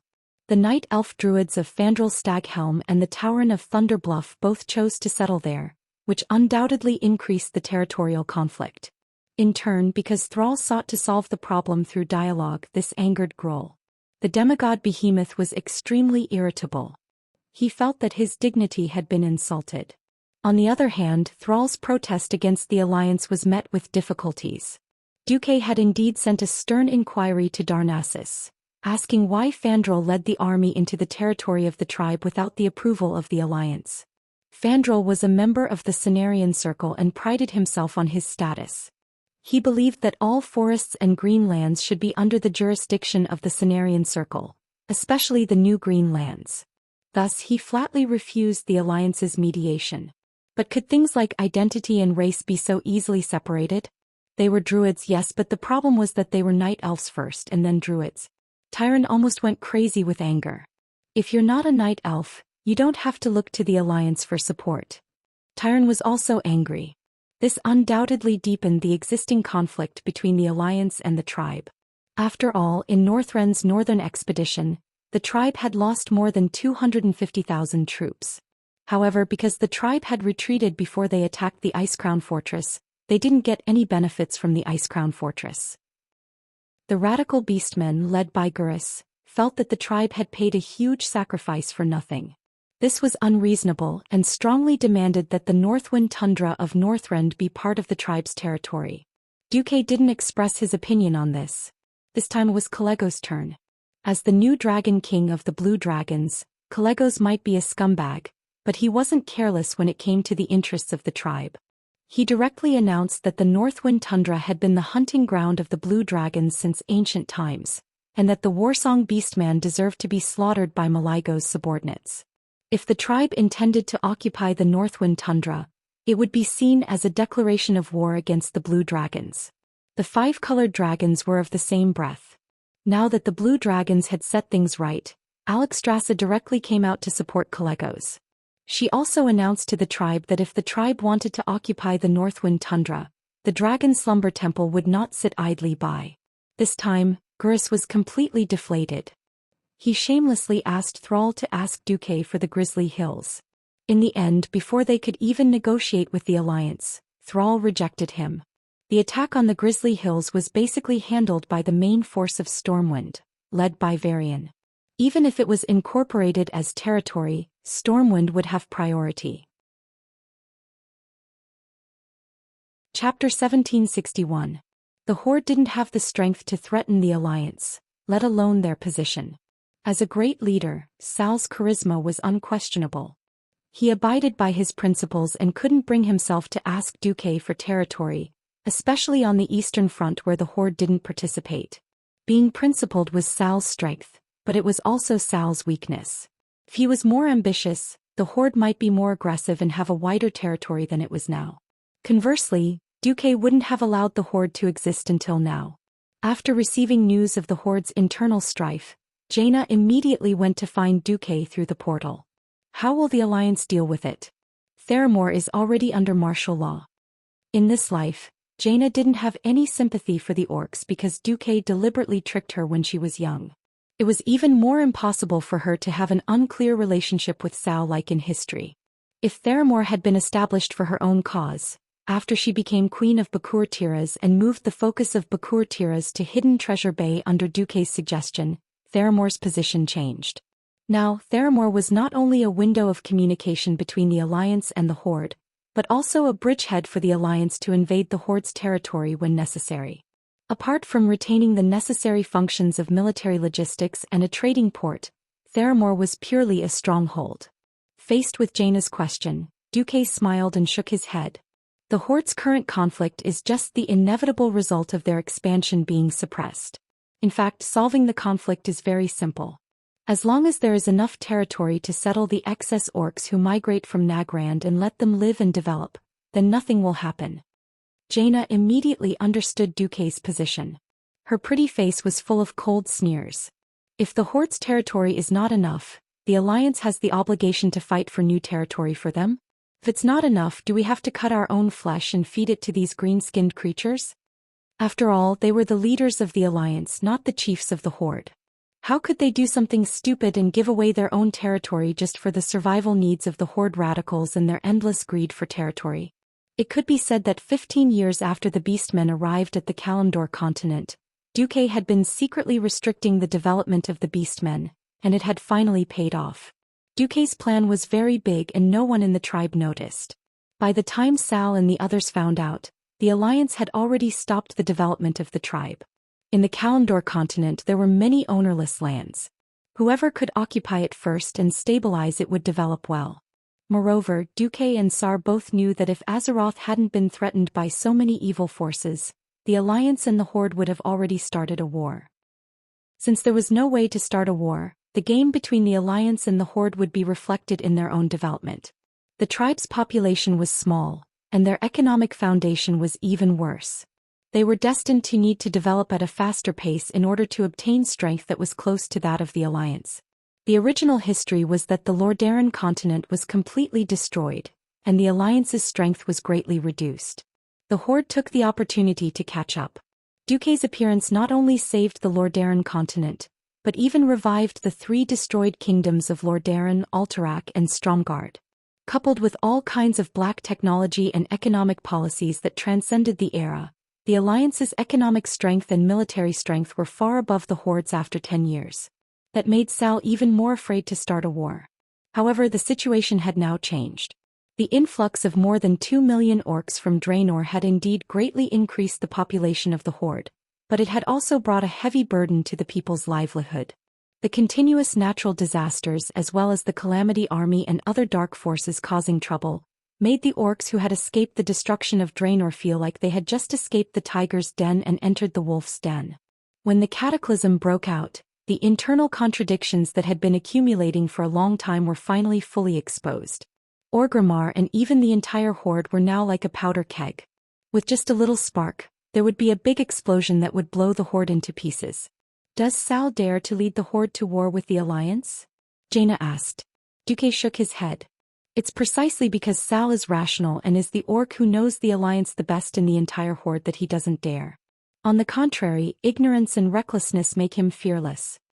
Jaina immediately understood what Duque meant, and the sarcasm on her face intensified. Those orcs whose brains are still stuck in the prehistoric era really think that the alliance is the sparsely populated Draenei? Traditional orcs were extremely barbaric. If they were unhappy they would fight. If they were unhappy they would fight. Anyway, they would fight for territory every day. How could there be no deaths? If they lost, they would admit defeat. If the other party did not let them go, they would simply exterminate the horde. Over thousands of years, countless clans had disappeared in the long river of history, and countless ambitious orcs had become independent from the old clans and created new ones. Back then, the orcs had established the old horde, launched a war against the Draenei and won. In fact, there were several important reasons. First, the absolute value of the population was disproportionate. Before Draenor was destroyed, the horde had a population of at least tens of millions. And the Draenei were automatically chased by Kil'jaeden's Burning Legion, and had never exceeded 1 million. The Draenei had lost too much technology and only had holy light magic left. This allowed the horde's population advantage to play a role. In addition, Kil'jaeden had given Dan evil magic and nurtured a large number of warlocks among the orcs, which largely offset the advantage of the holy light. No. The Alliance had popularized modern weapons on Earth with TNT explosives as the core, and there was also the magical black technology of the flying fortress and flying battleship. Not to mention that the Horde had less than 3 million people, unless all the warriors in the Horde were professionals who had stepped into the hero realm. Even if there were 10 times this number, they would not be a match for modern artillery. Was it so easy to produce a hero realm expert? Including the morning level mages, at most, whether it was the Horde or the Alliance, they could only reach 4 digits. After hearing Jaina's words, Duque also sneered. If you want to destroy someone, you must first make them crazy. The Horde is already a crazy train heading towards hell. No matter what Sal does, it will only delay the speed of their descent into hell. If we don't fundamentally remove the influence of the traditional orcs, the Horde is destined to be destroyed. As Duque concluded this, Sal, who was in Orgrimmar, turned his head and pointed at a stack of documents. Do you see this? Even the Horde's reports for recording important events use the Alliance's paper. Do you really think that the Alliance's lead over us is in a single area? No. That's an all-round backwardness. Unfortunately, many little bastards think that even if these technologies are really useful, as long as we defeat the Alliance, we can get all the Alliance's technologies. Varric's voice was full of bitterness. Chapter 1762. Ridiculous. Is the technology of the Alliance so easy to steal? The one who spoke was the boss of the Goblin Rustwater conglomerate, the Prince of Trade. Sal never really believed this despicable goblin. Garavex became the king of trade by exploding, selling out his goods, or betraying everyone he knew. When Calero Volcano erupted, only Garavex had a refugee ship. He charged every refugee their life savings as a fee. Then he packed up every goblin in the upper class like sausages, ready to sell them as slaves. The monster-like Garavex betrayed all his people for more almond coins. During the Second Dark Portal War, he became the chairman of the Copper Street Joint Venture, a consultant of the Tinkerers Alliance, an important goblin in the Trade Alliance, and the second richest person in the Rustwater conglomerate. He called himself. After a few months of plotting, he killed the former king of trade Marty at a banquet. Through various pretenses and small businesses, he owned most of the former's property in the Trade Alliance, stole the land under his name, and finally became the new king of trade. If the Alliance hadn't ruined all of this despicable guy's businesses and sealed off all his bloody ways to make money in the Alliance, he probably wouldn't have become the Alliance's mortal enemy and turned to the Horde. In fact, although Sal disdained to steal the technology of the Alliance, he never stopped Garavex from sending people to steal technology from the Alliance. Unfortunately, corpses hung from the walls of the Alliance's factories and research institutes from time to time, as well as Garavex's temper every once in a while, proved that the goblin leader's plans had failed again and again. Duque had set up the magic net in every new technology research and development center and every major factory in the Alliance. Those soul guards who never needed to sleep monitored every corner of every important place in the Alliance through the magic net. Except for no more than 20 gnome craftsmen, including Jurbin, no one in the entire Alliance had a complete set of new technology.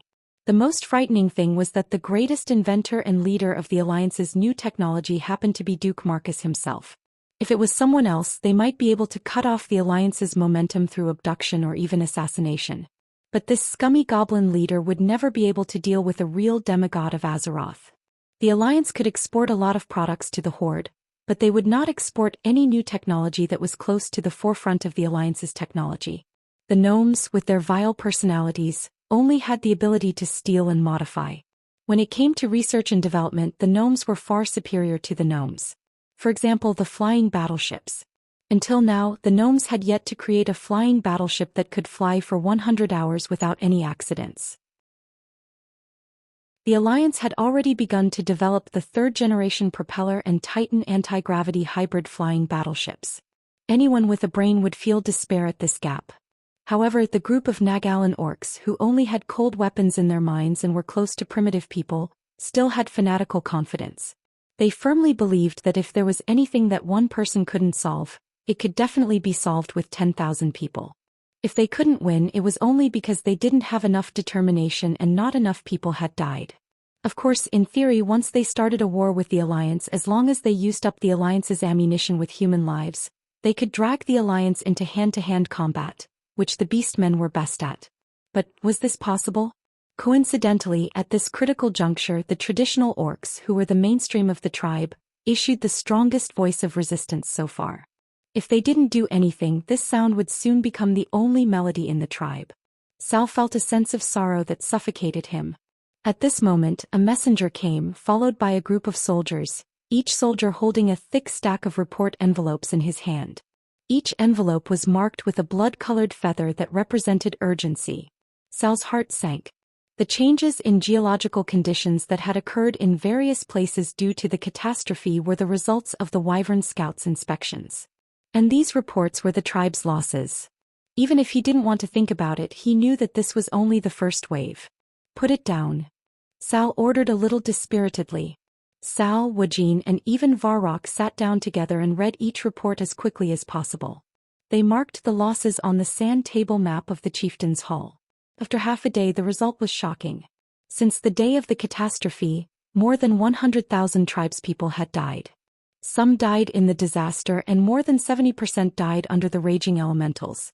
There were reports of patrols and garrisons being attacked everywhere, but with the weapons in the hands of the orcs, it was difficult to cause any effective damage to the fire elemental creatures. The shaman was simply in short supply. Cao finally made a decision to convene a small meeting of the leaders. The participants included the troll leader Wuxia, the Tauren chief Cain, the forgotten leader Dranish, the prince of trade Garavix, Cao's advisor, the old orc warrior Eitrig and Gurus Hellscream. I think everyone knows what has happened to the tribe recently. Cao opened the meeting first. Gurus crossed his arms over his chest, his face full of displeasure. I know. The territory we conquered in the north was shamelessly stolen. The alliance refused to share the spoils of war with the tribe. And the damn black lizard Nisario, because of his personal hatred with the Dragon Guardian and the alliance, launched a revenge on the entire planet, implicating the tribe. Wuxia couldn't help but say, "Young man, don't talk nonsense. The evil ancient gods have never stopped conspiring to destroy the world. Whether there is an alliance or not in this world, it will still—" Cao interrupted the troll chief. "Forget it, Wuxia, we have more important things to deal with." Dworkin gave Gurus a death stare and finally fell silent. Gurus snorted coldly and didn't even look at Wuxia. Their behavior gave Cao a big headache. However, Cao forcefully pulled the topic back. The serious problem we are facing now cannot be solved by swords and axes alone. The earthquake shook every piece of land, and the elemental creatures wreaked havoc in the countryside. I heard our planet Azeroth screaming in pain. If we don't solve this worldwide disaster, not to mention the Alliance tribe, all the creatures on this planet will be finished. This topic was so heavy that even someone as arrogant as Garrush fell silent. Cao continued, "My spies have just received news that Magni Bronzebeard, the Bronzebeard king of the Iron Furnace Fort, decisively turned himself into a diamond man through the earth slate in order to pursue the power of a demigod. I think it is time for the tribe to make sacrifices and concessions." Chapter 1763. Sacrifice and Concessions? Almost as soon as they heard these two words, Cain and Wuxia jumped up. "Great chieftain, wait. Great chieftain, you can't be," Cao waved his hand. "Don't get excited, sit down." His fierce order forced the two chieftains to sit down obediently. In the conference room, everyone pricked up their ears. "Yes, I am indeed going to follow Magni Bronzebeard's example and pursue the power of a demigod. In fact, my strength has long reached a bottleneck.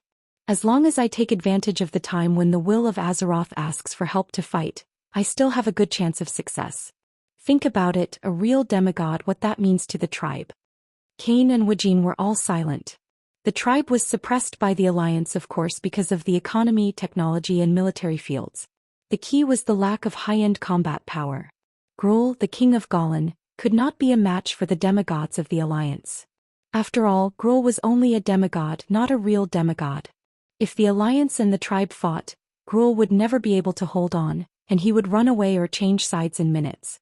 If the tribe could have a real demigod, at least in terms of high-end combat power, it would be possible to compete with the alliance. Even if they could not be on an equal footing with the alliance, they would at least have the power to resist. Everyone knew that Cao was very strong. Perhaps he was not the strongest warrior, nor was he the strongest mage, but in terms of overall combat power he was one of the best in the tribe. He had not been able to be promoted to a demigod, and he was also dragged down by the tribe's chores. Cao had no distractions and focused on becoming a demigod. With the will of Azeroth asking for help everywhere, there was a good chance for Cao to pass. Timing was something that could not be missed in minutes. Cao was a dual shaman of enhancement and elemental attributes. If he became a demigod, it would also be very helpful in suppressing the elemental disaster of Azeroth. In addition, the wise Wuxia also thought that if for this reason, Cao stepped down from the position of the chieftain of the tribe, it would also be politically a step back. Not only could it avoid the difficulties and accusations of the traditional orcs against Cao, but it could also let the mainstream traditional young orcs try. If it didn't work out, Cao, who had become a demigod, could still come back to preside over the situation. Just like Duke Marcus, the leader of the alliance, Duque had disappeared more than once, but as long as there was an effective ruling team, the alliance would not fall into chaos. When he returned as a demigod and regained control of the alliance with the aura of a king, the alliance soared again and again. So Zhou becoming a demigod was definitely beneficial to the tribe. Now came the problem. If Zhou wanted to advance, it would definitely take a long time. Leaving a power vacuum was the stupidest thing to do. Then, who would be suitable to be the next great chieftain? Woken swept his gaze across the audience and suddenly thought of a terrible possibility. Wuxia hurriedly asked, "Great Chief, what are you going to do? Although our world is collapsing every day and we've evacuated most of our people there are still 2/3 of Nagrand left. I plan to use the dark portal to return to Nagrand and ask my grandmother, who refuses to leave Nagrand, and the elementals there for help." "How long?" Kane asked. "A few weeks, a few months, or even a year. I don't know how long an elemental demigod would need. After all, this is a completely unknown field. After all, as far as I know, several demigods in the Alliance are promoted at different times." The air was once again filled with silence. The tribe cannot be without a leader for a day. Zhou emphasized, "Since everyone has no objection to me going to the demigod position, then let's discuss it. Who is the most suitable to be the next great chief of the tribe?" Although it was a discussion and recommendation, it was actually the art of politics. The tribe was first established by the orcs, and at this moment the largest force in the entire tribe was still the orcs. Whether it was population, combat power, or political influence, the orcs had an absolute advantage. In this political situation, Zhou actually had no choice. After a few hypocritical excuses, Thrall finally appointed Gurus Hellscream as the next great chieftain. "Gurus, I'll leave the tribe to you.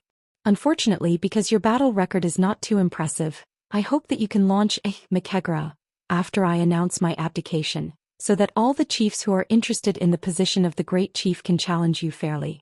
"I am deeply honored. Great chieftain, I bet on the name of Gurus Hellscream that I will not lose to any orc in Makra." The chiefs of the other races all noticed that Garush only mentioned the beastmen. Zhou patted Gurus on the shoulder and sighed in his heart. He also knew that Garush was too impulsive and was not a suitable great chieftain. However, he represented the traditional faction, the largest force among the orcs. Secondly, among the younger generation, there was really no other candidate other than him. It was like picking the tallest person among the shortest. It was like trying everything in a desperate situation. Zhou was still worried and instructed, "I know you are not ready to be a great chief, but I think Wuxia, Kane, and Eitrig will give you a lot of useful advice." Garush interrupted Thrall. "No, I think I am ready. Moreover, no matter how many suggestions there are, isn't the final decision still made by the great chief himself? I think I have the vision to lead the tribe to prosperity." Zhou choked on the spot and even the corners of his eyes twitched. In the end, thousands of words turned into a long sigh, and he lamented in his heart, "As long as Gurus doesn't destroy the tribe." This was helplessness, and it was almost the only choice in a desperate situation. Without saying anything more, Zhou patted Garush's shoulder hard, which could be considered a form of encouragement. The news of Zhao's resignation as great chief was also sent to Duque's desk at once. Everyone knew that the so-called Michaela was just a formality. Among the tribe's peers, no one would be able to defeat Gurus. Without waiting for Duque to be nervous, the other alliance leaders quickly made a proposal. An online throne meeting was immediately held. They were all old faces, and the only difference was that Muradin replaced his elder brother and appeared in the illusory projection.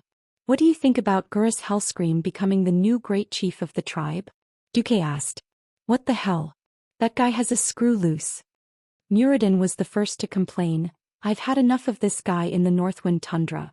How stupid is the tribe to elect such a great chief?" The leaders of the alliance quickly reached a consensus after talking for a while. "Well, since everyone is of the same opinion, from the day Zhou entered the dark portal, the alliance will officially launch a cold war against the tribe." Chapter 1764. "I'll just quietly watch you show off. I'll never interrupt you. You're brainless and looking for trouble." Duque, the commander of the alliance and demigod of the weave, had once again used an unreliable children's song to make his two daughters giggle. Aurelia could not stand it anymore and came forward to stop him. Who knew that Duque would actually grab her by the waist and carry her to the next room to practice swordsmanship? "What time is this?" I still have to look after my daughters. Aurelia exclaimed. Don't worry, don't we still have Sasha? Anyway, any one of you can support 2 babies. Duque said shamelessly. You. Although this was not reliable, it was the truth. Plus, she had been pregnant for quite a long time. No matter how strong Aurelia's maternal instincts were, she was still a woman. The accumulated pressure was released by Duque in a few attacks. Soon, the Windrunner sisters found that Duque was in a particularly good mood. It was rare that he would not let go of them. Obviously, the tribe has changed to a chief who is against the alliance. Why do I feel that you're in a good mood? Sasha asked. Gurus Hellscream, I prefer to call him Brainless Howl. Sal thought that as long as he was not too wasteful it would be fine. Even Sal himself probably couldn't imagine how brainless he could be. That is an existence that can constantly refresh a human's understanding of the bottom line of IQ and EQ. Duque held the Windrunner sisters but let out a smug sneer. It was the smile of a hunter watching his prey foolishly fall into a trap. Sal's judgment of the general trend was indeed not wrong. Azeroth was still in a constant state of trouble and suffering one disaster after another. Anyway, as long as powerful foreign enemies continued to exist, the Alliance would not launch a full-scale war against the tribe. Even if Gurus only had 5 points of intelligence, as long as he was willing to listen to the advice of Wujin and the others, he would fight for benefits and living space for the tribe through friction and confrontation. His reckless and arrogant personality was the best cover. Sal firmly believed that the think tank he left behind could hold the tribe's situation, or at least not collapse. Obviously, Sal had underestimated Garush's recklessness and the Alliance's reaction. In the Thmakra, that was supposed to be a routine event, Garush killed a chieftain from a medium-sized clan, White Eagle, with a single swing of his axe. In the death duel of Makra, it was normal for someone to die. The problem was that the White Eagle chief had laid down his weapon and begged for mercy. According to tradition, surrendering was a great humiliation, but the victor should not humiliate the loser and should spare the other's life. Garush, however, despised the other party for being a coward and still killed him without a care in the world. Then Gurus made a bold statement. If any chieftain other than the beastmen dares to come down, I will kill every single one of them. This undoubtedly cast a dark shadow over Makra. Everyone knew that the leader of the tribe had to be an orc. When Sar established the new tribe, he promised that the chiefs of other races would have the same status as the orc chief. Wasn't Garush slapping him in the face by saying that? Kane, Wujin, and Delano all had ugly expressions on their faces. Makra ended without any suspense. Among the younger generation, only Delano had a chance to defeat Garush. Of course, the young Salyafar wouldn't tear down his father and Sar's stage. As a result, Brainless Roar easily won with a crushing momentum. He succeeded as the Great Chieftain. After officially becoming the Great Chieftain, Wujin's first suggestion was to issue a notice to the Alliance. After all, the Horde and the Alliance were in an alliance, and the Horde also needed the Alliance's food to relieve the refugees. Sending a notice and hoping that the Alliance would send a king to participate in the Great Chieftain's succession ceremony was etiquette and a show of respect for the Alliance. Who knew that Garush would refuse?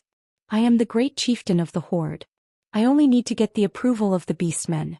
It has nothing to do with the other races, nor does it have anything to do with the despicable alliance that once enslaved our compatriots. I didn't immediately start a war to seek justice from that shameless alliance that stole Nascent's land, that's already for the sake of the Covenant. His speech, of course, won the cheers of the young beastmen, but it made the faces of the chieftains of the major races quite ugly. Because he had just scolded the trolls, Taurens, and Forsaken. The few big shots could only stiffen their faces and smile politely, pretending that they had heard wrong. Wujin's heart sank. He vaguely guessed Sar's thoughts. Judging from the results, Sar might have gone overboard. As the contact person who often contacted the Alliance's throne conference, Wujin could only trouble himself to let the troll mage open a portal and go to Stormwind City. The first place Wujin went to was not the Alliance headquarters in Stormwind City, but Duke Marcus Mansion. I came this time to inform the Alliance that our former Great Chieftain Sar decided to go back to Nagran to seek help from the elements in order to figure out the truth of the Elemental Rebellion. And the new Great Chieftain Garush Hellscream has officially taken office today. He is the son of Sir Marcus' only Beastman General, Grom Hellscream. Wujin had already said it very tactfully. He couldn't say that Tsar, in order to avoid the alliance's monopoly of demigods, ran away to practice, and when he came back the alliance would not bully them. Instead, he mentioned Howl's name indifferently and directly pointed out his relationship with Howl. This was the hope that the alliance would look at the Buddha's face. Who knew? Oh, sorry for troubling Sir Wujin. The alliance knows. Sir Wujin, you can also go back. Wujin was directly slammed at the door. If it was someone else who treated Wujin like this, Wujin might be able to use his identity to suppress the other party. Unfortunately, it was Vashti who gave him a sanitary eye. The dignified queen of the Fangs, now the demigod of Lake Azeroth, Lord Emir Lake Vashti, dressed in a black and white lace-made dress, guarded the door for Duque. Although it was said that Wujin gave a cold shoulder to a maid, the maid was too awesome. Anyway, Duque was the only one in the world who could let a demigod guard the door. Wujin was still a little unwilling to give up. Excuse me, is Sir Marcus busy now? If you're not busy. Before Wujin finished speaking, he heard Du Muk's unique voice coming from a room not too far upstairs. I'll just quietly watch you. This was an off-key singing. Giggle. This was the laughter of a little girl. Wujin's awkward smile was lost. Vashti crossed her hands, gently pressed them on her lower abdomen, and put on a very formal smile. My master is indeed busy. There are not many important things in the world that are qualified to disturb the master.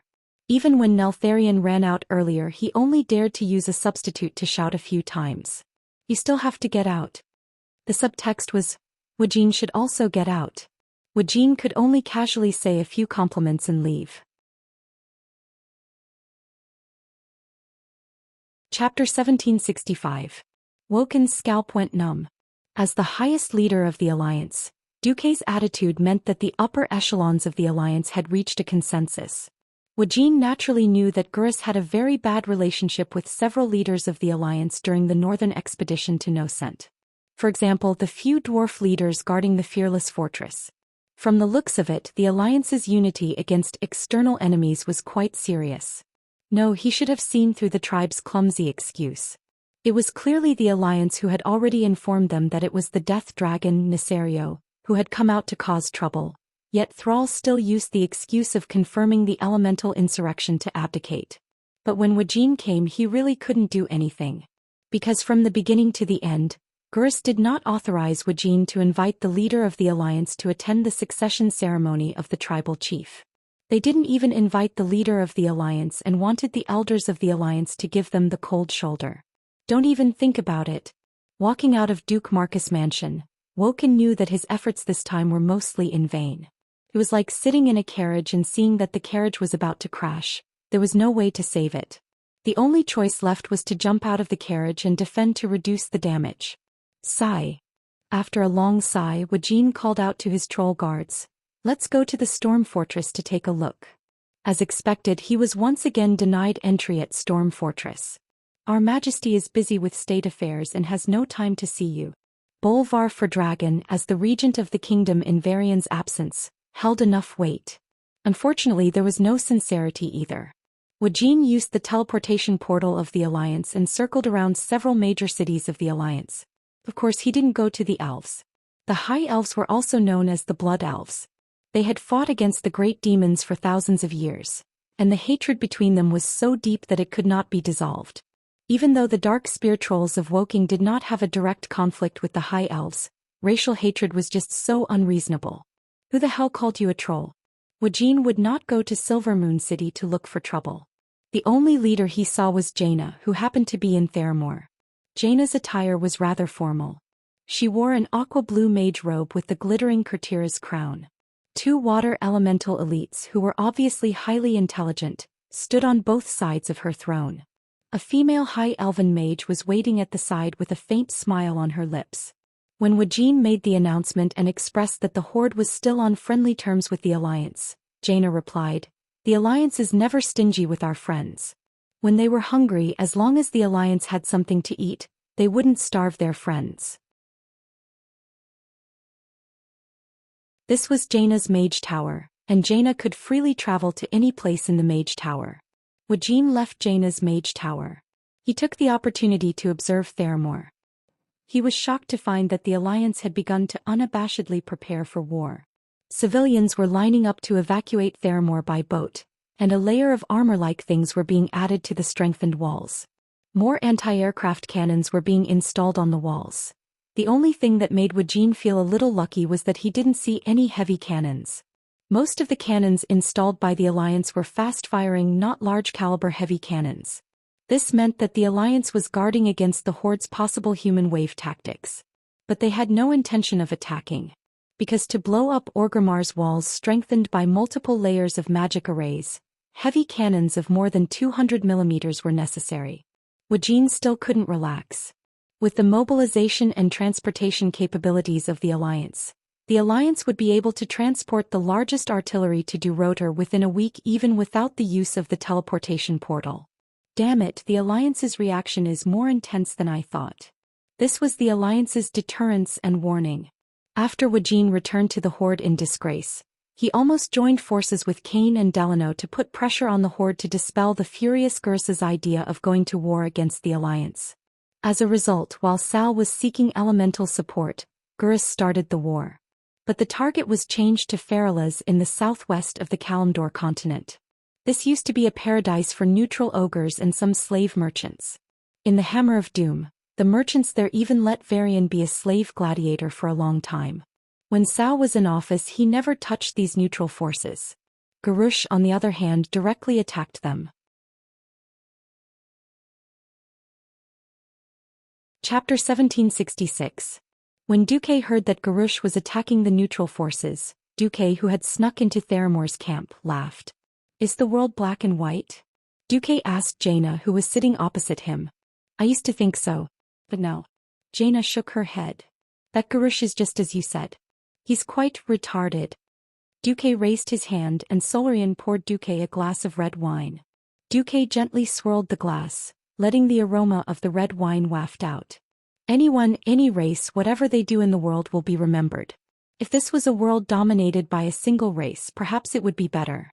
Unfortunately, neither the humans nor the orcs are in control of hegemony in Azeroth. It's not impossible to wage war against the neutral forces and races just for the survival of the race. Jaina smiled. However, it will be difficult to attract more races to join the Horde in the future. Just like how the Alliance was never an organization made up of only one race, the Horde was the same. Simply killing would not make more races support the Horde, and it would even alienate the other races in the Horde.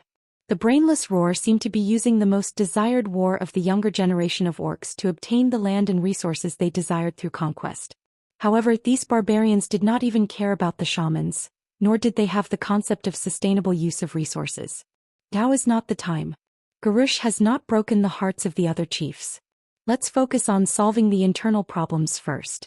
Ask Kale, that's to go to grim battle.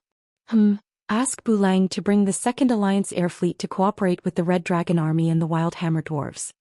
Grim Battle was an abandoned fortress in the east of the wetlands. Its history could be traced back to the Dwarven War of the Three Hammers. It was a fortress city built by the defeated Wild Hammer Dwarves. Although the Wild Hammer Dwarves won the subsequent raid by the Dark Iron Dwarves, Tharisan's wife, Empress Morgard, died in the Battle of Grimbator. Before she died, she gave Grimbator an eternal curse. The Wild Hammer Dwarves eventually fled their cursed home, never to return, and moved to Eagle's Nest Mountain. During World War II at the Dark Portal, this place was once used by the Dragonmaw clan orcs under the guidance of Deathwing as a base to imprison the Red Dragon Queen Alexstrasza and train the tribe's Red Dragon cavalry here. Duque had saved the Red Dragon Queen, who had almost been tortured like a dog, and forged a deep friendship with her. After World War II, the area was practically abandoned. The dwarves were unwilling to take this fortress that had no resources and no real significance. In the end, only the Red Dragon army left behind a few adult red dragons to guard the place. With the arrival of the Cataclysm, Deathwing reappeared in Azeroth, and the Twilight Hammer disciples who were wanted by the Alliance all over the world had already been killed. However, with the support of the Black Dragon army, the Twilight Hammer worked together to drive away the red dragons here. They transformed the stone hall built by the dwarves into a training ground. So Grimbator had to fight again. However, this level of trouble was not worth the Alliance's hero squad. Jaina, Although I don't think Gurus has the guts to attack the Alliance now, you'd better stay in Theramore, Duque ordered. Yo, I'm facing an army of 2 million orcs.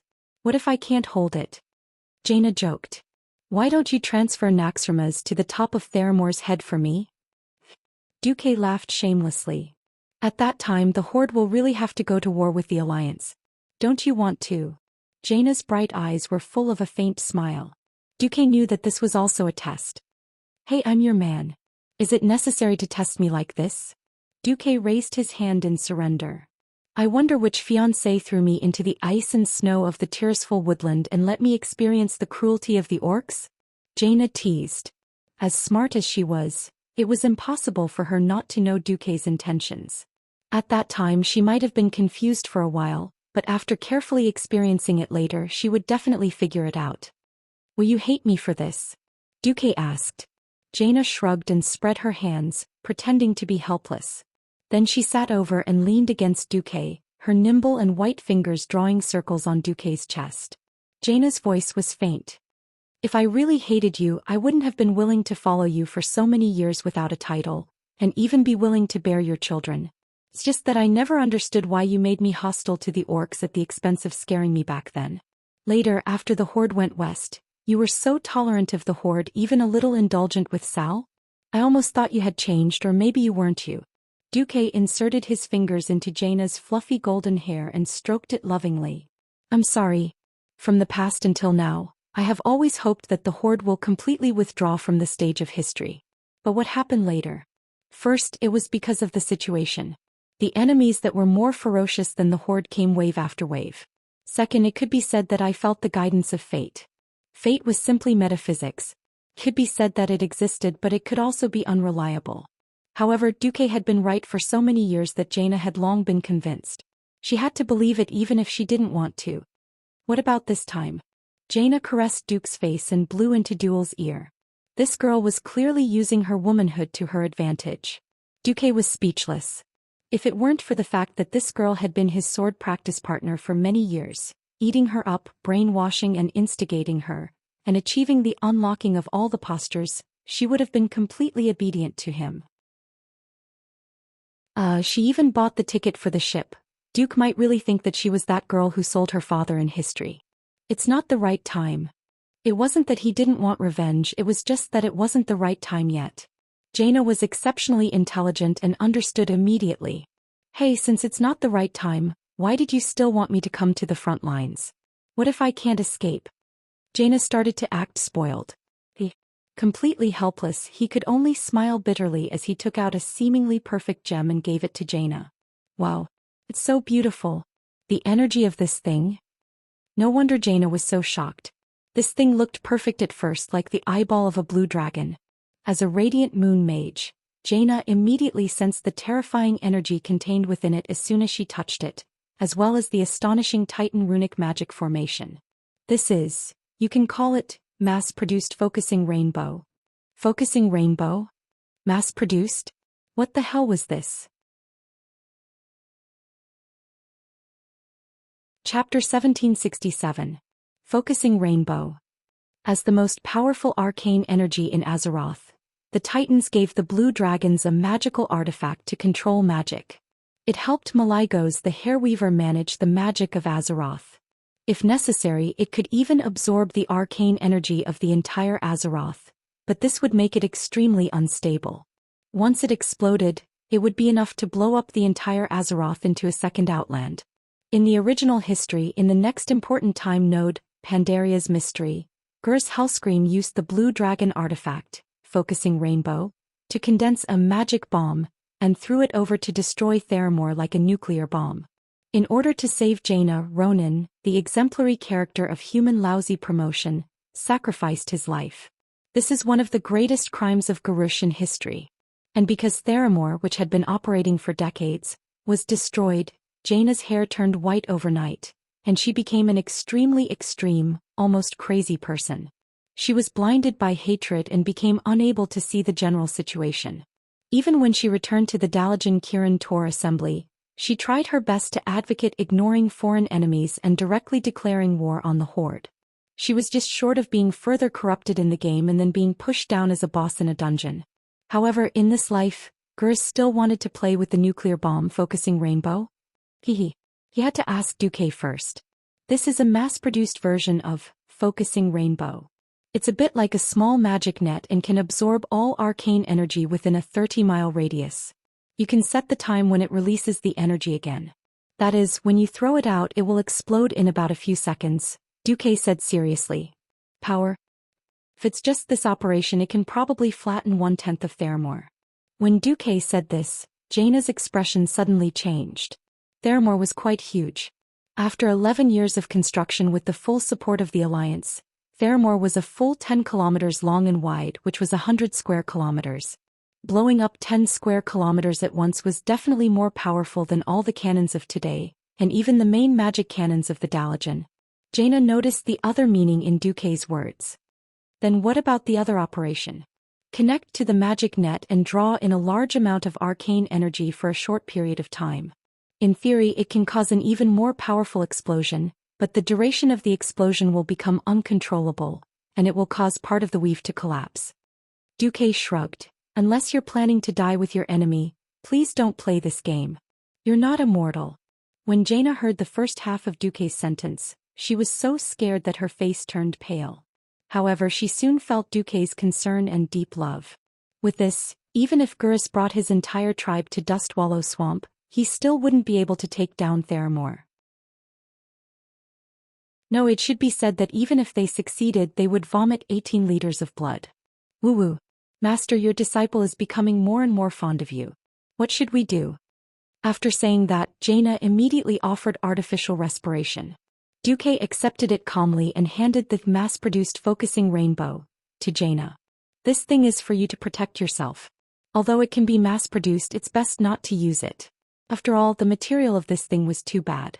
Anyway, you know it's related to the blue dragon's body. Jaina stuck out her tongue. Was this considered as no trade, no killing? After making arrangements with Jaina, Duque passed through the portal and went directly to Dawn Island in the middle of Lordamere Lake. As soon as he stepped out of the portal, Duque saw that Vasht was already in the form of a Naga, waiting respectfully with a group of subordinates.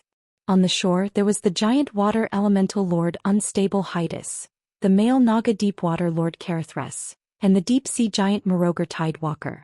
In the deep water a little further from the shore, there was the huge island-like fish-shaped monster Jisra with most of its body exposed. They were all the bosses in Draenor's Serpent Temple back then. Now that their fate had changed, they had followed Vasht and become the vassal forces of the Alliance. Looking out, the elite Naga guards and Naga priests were lined up densely in the distance. Further away there were countless Murlocs. These guys, who used to quarrel all day, were all quietly crawling in front of Duque. Sometimes, Duque couldn't help but sigh that fate made fools of people. However, it was because of Duque's constant stirring up trouble that those forces that were originally destroyed and the bosses that were destined to step into death were all pulled back to become his subordinates. This was why the Alliance was strong and prosperous today. In the future, when fighting against the Burning Legion that came again, they would have more confidence. Duque took a deep breath. Although he was already a demigod and breathing was just an action that could not be done, he always retained the habits of being a human. Duque believed that only humans were the true saviors of this world. He spat out the foul air in his lungs and said loudly, "Everyone from the Storm Naga, I have saved you from death. I have given you a future and hope. But this is not without conditions. I think you know what I am here to do today?" The Deepwater Lord Karithres took the lead, knelt on one knee and shouted, "I am willing to die for Master Duke Marcus." All the lords, all the elites and thousands of aquatic powerhouses knelt down in unison. "I am willing to die for Master Duke Marcus." Death was not just a simple fanaticism. In a sense, this was a more transcendent existence, a more ideal destination. Every single one of them had personally witnessed how the dead humans and powerful creatures had fused with the weave and become immortal existences. For example, the frost dragon Saffron, the Archbishop of Holy Light Alonso's Fail. Mortals and things would eventually die or decay. Being loyal to their own demigod Vasht and Vasht's master Duque was the true way of kings.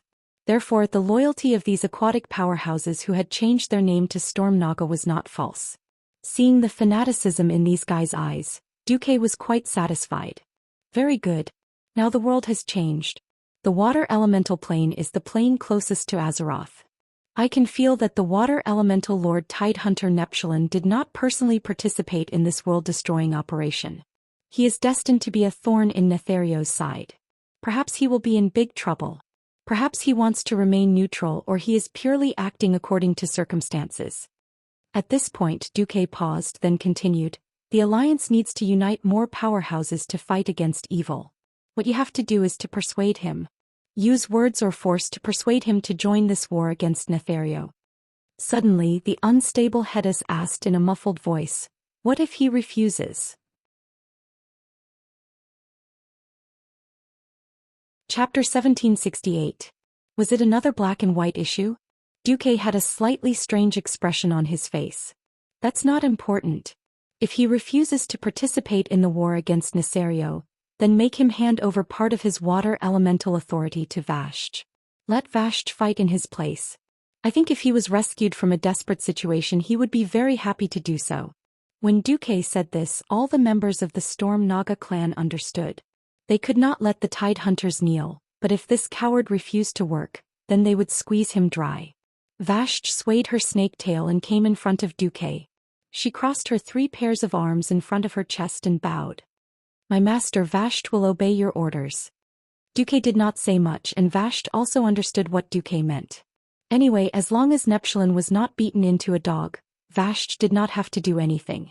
Duque pressed his hands on Vashj's shoulders, and Vashj's body suddenly trembled.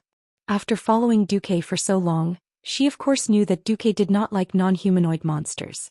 She was also disgusted with her Naga form. But she had no choice. If she did not appear in the form of a Naga, it would be difficult to convince the Nagas and sea monsters under her. Duque rarely touched her body in the Naga form. Duque was willing to press her slippery, scaly shoulders, largely because of what he was about to say next. "I'm going back to Vashj. Are you all right?" "Yes, I'm fine." The only part of Vashj's body that did not turn back into a Naga was her head. Her smooth white face leaned down and pressed against the back of Duque's right hand.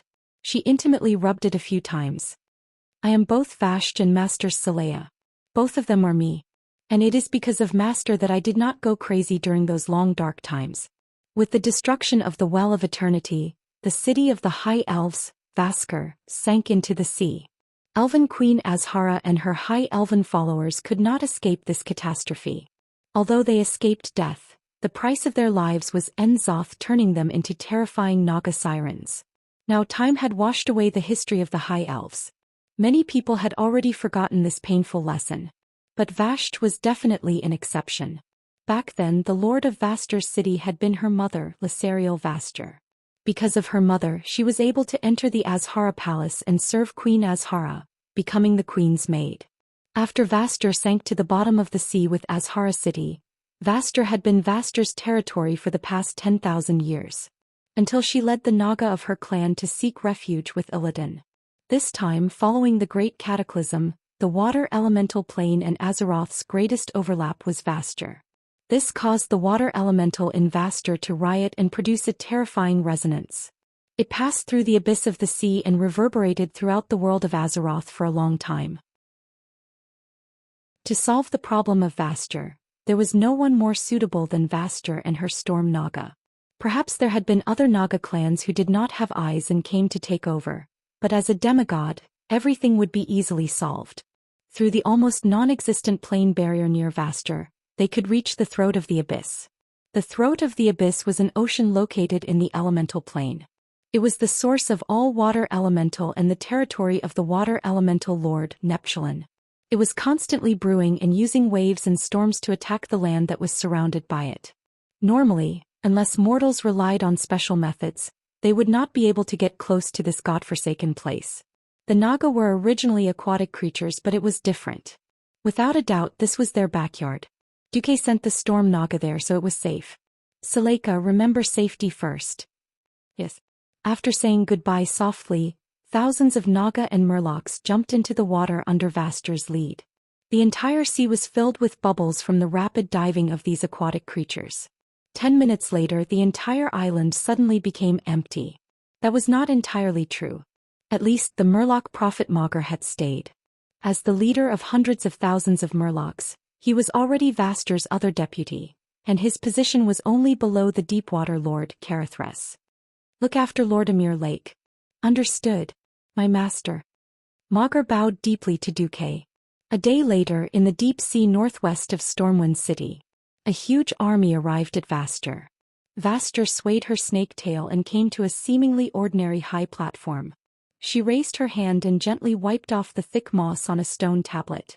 If not for her actions, anyone would think that this stone tablet was an ordinary deep-sea stone. When she finished wiping the stone tablet, she was shocked to see that the stone tablet was written in the High Elven language. This tablet commemorates the benevolent leader, our beloved Lady Lisserel Vaster. For 100 years she has guided the people of the glimmering city Vaster into an era of endless prosperity. May she and her daughter, the dazzling Lady Vaster, continue to illuminate the way forward for our people in the darkness for the next 100 years. Vaster seemed to be muttering to herself. It was the Naga's special sound wave language underwater. My master. The one who truly illuminates the way forward in the darkness is you, not me. Vaster is my surname, not my name. My name. Forget it, from the day you saved me I am Vaster Eubateria Vaster. Vaster smiled gracefully, and then there was no trace of a smile on her face. She raised her trident high and pointed it forward. Storm Naga. Attack, destroy all who resist. The queen's clear voice spread throughout the dark underwater world. Beside her, Carithres, who was even more burly, raised his weapon. Attack, destroy all who resist. Tell those thieves who is Vaster's master. Attack. Thousands of voices responded. They converged into one, and then turned into an incomparably huge war machine, beginning to rush into every corner of the underwater city of Vaster. The surrounding water constantly fluctuated greatly. With the scouring of the underwater turbulence, there were red waves everywhere.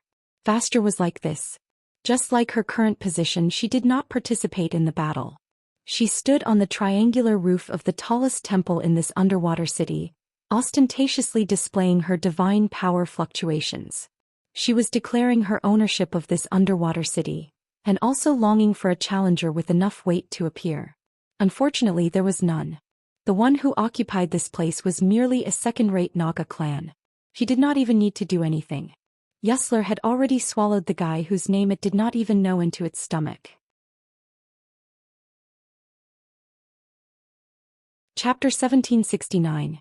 Duque realized that he was actually a bit like a superstar going to one show after another. In fact, Duque should be happy. His subordinates were strong and they did not have their own masters, but rather they had their own goals. Moreover, the emergence of more peerless powerhouses was a preview of the full-blown war when the Burning Legion invaded in the future. After all, this time Nesario, Alikir and Ragnaros had come together. 10 years ago, all three of them would have been big bosses that could destroy the world. If he were to gather all the elites together and defeat the enemies one by one like in the past, it would mean that he would let the other two go. Unfortunately, no matter which one he let go of, it would cause unimaginable destruction and destruction to Azeroth. Splitting up to fight against the enemy was already inevitable. No matter how reluctant Duque was, he had to start learning to let go. And the biggest difference from history was that the Alliance now had the capital to split up. When Duque rushed to Silvermoon City, he happened to run into the elves' farewell party for Queen Sylvanas. This time, Sylvanas' target was the Wind Elemental Lord Alikir. Just as Sylvanas was about to push open the door to the farewell party hall, Duque arrived. Yo Duque. We sisters almost thought that the three of yous combined couldn't compare to your maid. Queen Sylvanas teased Duque. That's right. At this moment, beside Queen Sylvanas were Aurelia and Sasha, who were dressed in military attire and ready to go to war. The three Windrunner sisters had not gone to war for a long time. He had to admit that the physique of the elves was against the rules. After Aurelia and Sasha gave birth to a daughter, not only did their figure not change, but their breasts were also a grade bigger. Seeing this, the other women around Duke were all envious and jealous. Duque was drooling. Unfortunately, women like the three Windrunner sisters were destined to put the survival of the world as their top priority. They were leading by example, shouldering the future of the entire elven race with their seemingly thin and weak shoulders. Even though Duque didn't think that they were the kind of wife and loving mother he knew from the first day he started dating them, his daughter wasn't even a year old yet, and they had already chosen to fight. This kind of courage. Should he say that it was no wonder their surname was Windrunner? Duque shrugged in the face of Queen Siriana's teasing. Then he went over to each of them and gave them a hug and a kiss. After a long kiss, Aurelia raised her eyebrows and smiled. How surprising. I thought you would use her as an excuse to stop me. Your name is Windrunner, not Canary. When I first met you, I seemed to see a high-spirited warhorse that was eager to enter the battlefield. Why did I have to bind a gust of wind if it was foolish? I'm already very sorry that I've used my child to hold you back for 2 years. Humph. It's good that you know. Sasha pouted. She looked very cute when she was angry. Duque, don't you have anything to tell us? Queen Siriana asked with her arms akimbo and her chest puffed out. Don't be stopped by trash like Alakir. Back then, Sargeras had defeated all the ancient gods and elemental lords. And our future enemy is destined to be Sargeras, who has returned from the bottomless abyss. Duque wasn't looking down on the enemy, but it was a disguised form of encouragement. Alakir was strong, but he wasn't the final destination of the 3 Windrunner sisters. He was just a mountain that they would pass by. Only Sargeras was the real destination that everyone had to work hard to cross. The 3 Windrunner sisters said in unison, "We understand." Queen Siriana held Duque's arm as they walked out of the farewell hall. In the past, countless elves used to look at Duque with envy and even hatred as he was the man who had taken away their queen's body and mind. However, as Duque became a demigod, all the jealousy and hatred disappeared, and all that was left was admiration. That kind of formulaic speech couldn't attract Duque's attention. Although the elves were applauding and cheering for Queen Siriana's speech, Duque's mind had already flown to the southernmost part of the Tanaris desert, Uldum. There were a total of 3 Titan bases on planet Azeroth. The other 2 were Uldaman in the Barren Land and Uldur in Northrend's Storm Peak. Mortals knew the most about Uldaman.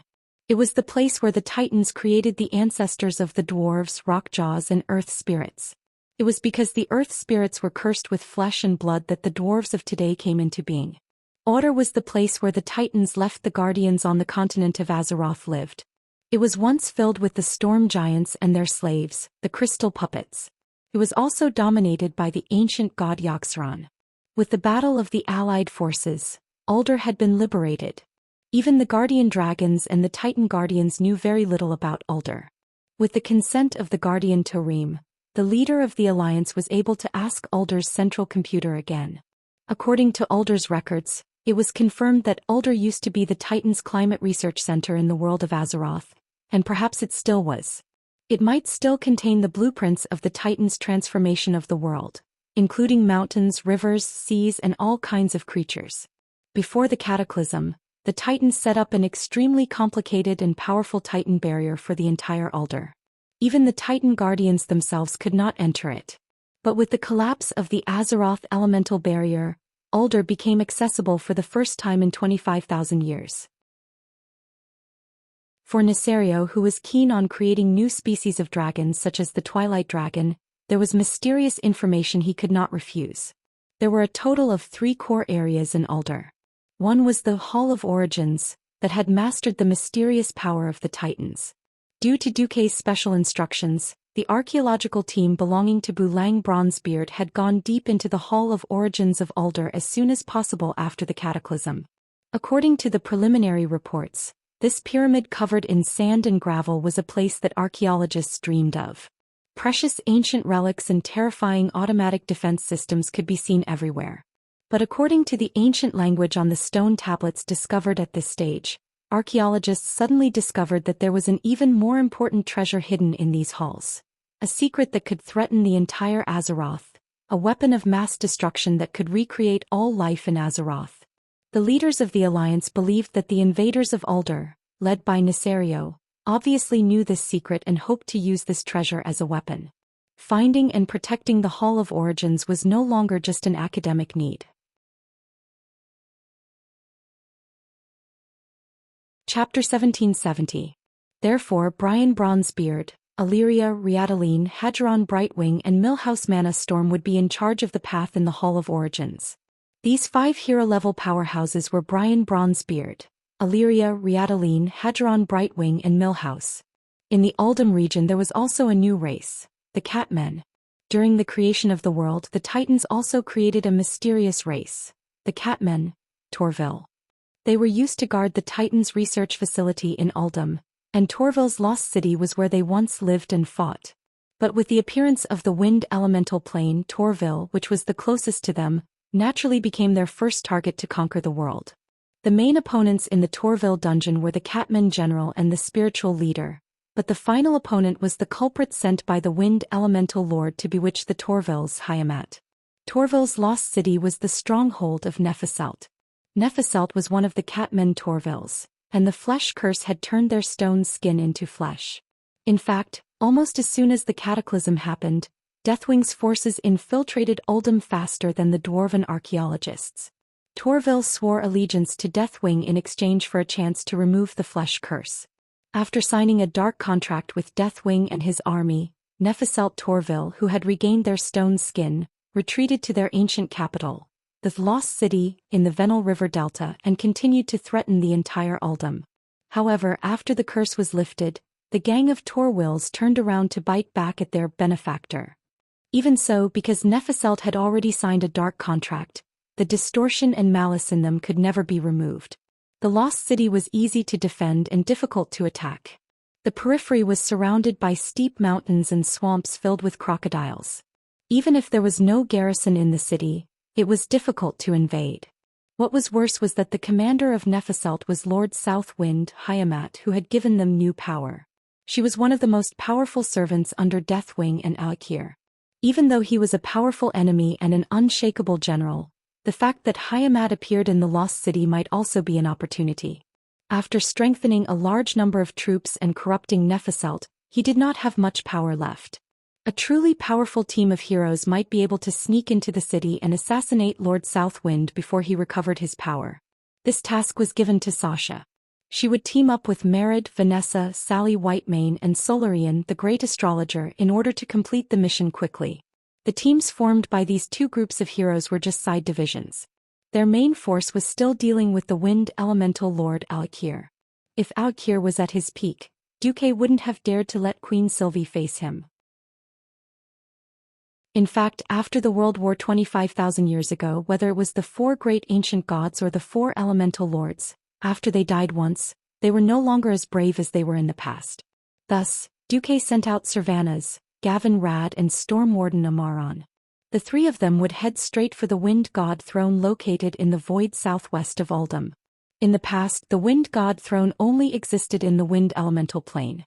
It was the lair of the Wind Elemental Lord Alkir, floating high in the endless sky wall. Now the barrier of the Elemental Plane had been broken. In order to prevent Alkir from wandering freely in the wind of Azeroth, it was a good idea to take the initiative to attack. Otherwise, when Alkir tamed all the winds in the southern sky of Kalimdor and gathered the fiercest storm, it would be too late. His appetite couldn't be too small.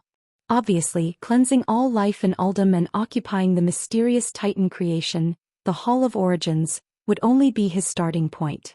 When he and Ragnaros each controlled all the wind and fire elements in Azeroth, that would be the real world-destroying cataclysm.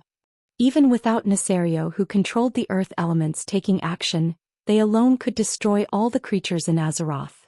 Flames burned everything. Strong winds suffocated all living things. Duque had already tested it. In this fantasy world, the wind element was a special element that included air. Taking away the wind element would also mean taking away the air. Any creature that had to breathe was dead. Strong winds alone weren't enough. After all, there were things like the Undying and ghosts in this world. Don't forget that there were also flames. If Ragnaros really attacked without limit, even the Undying would be finished. Duque let out a long sigh of relief. While he was thinking, Queen Sylvanas had also completed the declaration before the expedition. After all, it was not an expedition of an army, and there was no grand military parade. After Queen Sylvanas announced the various appointments, she once again appointed Theron as the regent and officially set off. In front of hundreds of elves, Sylvanas gave a hot kiss without hesitation. "Don't worry, my dear. I'll deal with Alkir and come back to give birth." Duque grimaced and lamented in his heart, "Son, or rather daughter, you have a mother who dares to fight and fight. I really don't know if you're lucky or unlucky." What else could Duque say to such a tough Queen Sylvanas? He could only roll his eyes. It's good to get it done before the Burning Legion fully invades. Those who had stepped into the divine realm were so capricious. As long as they were given enough divinity and energy, giving birth was more like a process of splitting elements or powers. Duque estimated that Queen Sylvanas did not even have to suffer the pain of childbirth and could directly give birth without pain. Other women probably wouldn't be able to enjoy such a 666 method. The women of the Windrunner family had always been swift and decisive. They did not have too many romantic feelings and did what they had to do. During peacetime when they were bored, perhaps they could roll in bed with Duque every day. Even as a queen they could completely unlock all the positions. Once they entered the war, these gentle, beautiful and sexy female elves would transform into the most heroic rangers and fight on the front line against evil. Without looking back, they stepped into the portal that Duque opened and went to meet Gavin Rad and the others. Duque sighed softly and then bitterly rushed to the next battle, Teldrassil. This was because another traitor had finally surfaced. In the third battle and the Battle of Hyjal, the Night Elves lost their world tree Nordrassil and thus their immortality. The generous Night Elves could accept this fact. However, the human heart was always the most complicated thing. Once you had it, you would not be willing to lose it. Under such circumstances, Fandral Staghelm convinced the other Night Elves and finally united with the Druids to create a new world tree, Teldrassil. Chapter 1771. Originally, Fandral did not have the final say in the Cenarian Circle. Unfortunately, Malfurion, who could keep Fandral in check, entered the Emerald Dream after the Battle of Mount Hyjal. No one knew the reason and no one knew how to wake him up again. Naturally, Fandral replaced him and became the Archdruid. Without Malfurion's interference, Fandral could do whatever he wanted. Since ancient times, the Druids and the Cenarian Circle formed by the Druids had never been under the jurisdiction of the royal authority or any other regime. Even though Tyrande was the spokesperson of the divine authority among the Night Elves and held the highest authority among the Night Elves, she had no right to stop Fandral's actions. Without Malfurion, the only one who had the ability to stop Fandral was the former Druid mentor, the halfling Cenarius. Coincidentally, Grom had chopped the shit out of him with his axe. Moreover, most of the Night Elves yearned for immortality again. Tyrande could only acquiesce. However, even though the New World Tree grew rapidly and the incomparably gigantic thickets could be seen from the northern coast of Kalandar, the Night Elves settled down here and began to build their first new city in thousands of years. All of this was not as perfect as Fandral had imagined. The Night Elves did not regain the ability to live forever. It was very simple. Teldrassil did not receive the blessings from the Dragon Kings like Nordrassil. After all, Alexstras's blessing was to protect the safety of the Well of Eternity. Now the new Well of Eternity had exploded. The cruel reality had proven that the Night Elves did not have the ability to protect the Well of Eternity alone, and there was no need to protect the new Well of Eternity. Therefore, there was no need to renew the benefits of immortality for the Night Elves. As a result, Teldrassil began to gradually decay. Satyrs, inferior demons and other monsters also began to treat this place as their home. After Duque sent Queen Sylvanas off, Duque received a message from Tyrande. As soon as Duque stepped out of the portal in the Elune Temple, Tyrande came to greet him. Dressed in a moon-white priestess robe, Tyrande looked so holy. At this moment she was the most devout priestess of the goddess. The signs you spoke of have indeed appeared. Tyrande looked worried. Fandral has summoned many druids to Teldrassil in preparation for the plan to heal the World Tree. Navarax, Brawl Bearskin, Hamel Runtotem and other great druids have all received his summons. He summoned the druids in the name of the Cenarian Council's chairman. I feel that there is something wrong, but I have no right to stop him.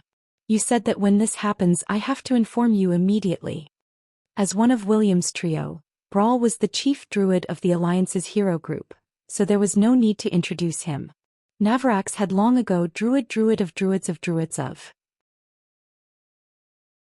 Long before Sar led the orcs west to the Kalandor continent, a group of claw druids discovered a complex underground cave in the heart of the barren lands. At that time, as the leader of this group of druids, Night Elf Navarax firmly believed that as long as he could connect to the emerald dream in the cave, he could transfer the energy of the dream to the spring in the cave and restore the barren lands to its former glory. However, Navarax's imagination had unfortunately turned into a nightmare, and the howling caves had also changed. There were venomous snakes, velociraptors, wind snakes, and crocodiles everywhere. The springs and crevices had also rotted. In a sense, this guy was a troublemaker with good intentions. Hammer Runtotem was the chief of the Tauren Runtotem family, the disciple of Malfurion Stormrage, and the advisor of Cairn Bloodhoof. In the future he would also become the advisor of Cairn's son, Smash Bane. He was also the first non-dream elf druid to receive the title of Great Druid. Although Hammer was not the first Tauren druid, he was indeed the first Tauren druid to regain the way of nature. Fandral had summoned so many great druids in one go. Duque gently stroked Tyron's green hair. Don't worry, you did well. It's time to deal with Fandral Staghelm. Please call the core members of the Elune Sisterhood, Chandri's Feathermoon, and other important elven generals. Also be prepared to communicate with Elune at any time. Come with me. Tyrande immediately realized that the situation was far more serious than she had imagined. Duque must have sensed something. Can you tell me who the enemy is this time? Tyrande asked with a straight face. The King of Nightmares, Savi's. Upon hearing this name, Tyrande could not help but reminisce about the darkest times. In a sense, it was Savi's who had followed Queen Azhara's orders to seek a higher level of power and life in the universe. That was how he had formed a connection with the Burning Legion, and that ancient war that could be said to be a catastrophe for the entire planet of Azeroth. However, Savi's, the night elf's known sycophant, had finally escaped and obtained a new life under the hands of the ancient god Enzos. He became the virus, cancer, mastermind, and culprit that invaded the Emerald Dream. For the past 10,000 years, Isra, who monitored and controlled the Emerald Dream, had always hoped to catch him, but to no avail. He was too cunning, and almost no matter what he did not reveal his true form. No matter what methods Isra used to ambush or lure him, the most he could do was capture some of the fragments of his will. However, he used the unreal nature of the Emerald Dream to continuously infiltrate the dreams of the guardians of the Emerald Dream, invading and corroding the green dragons. Not long ago, a large number of ancient dragons had almost fallen from the Emerald Dragon army.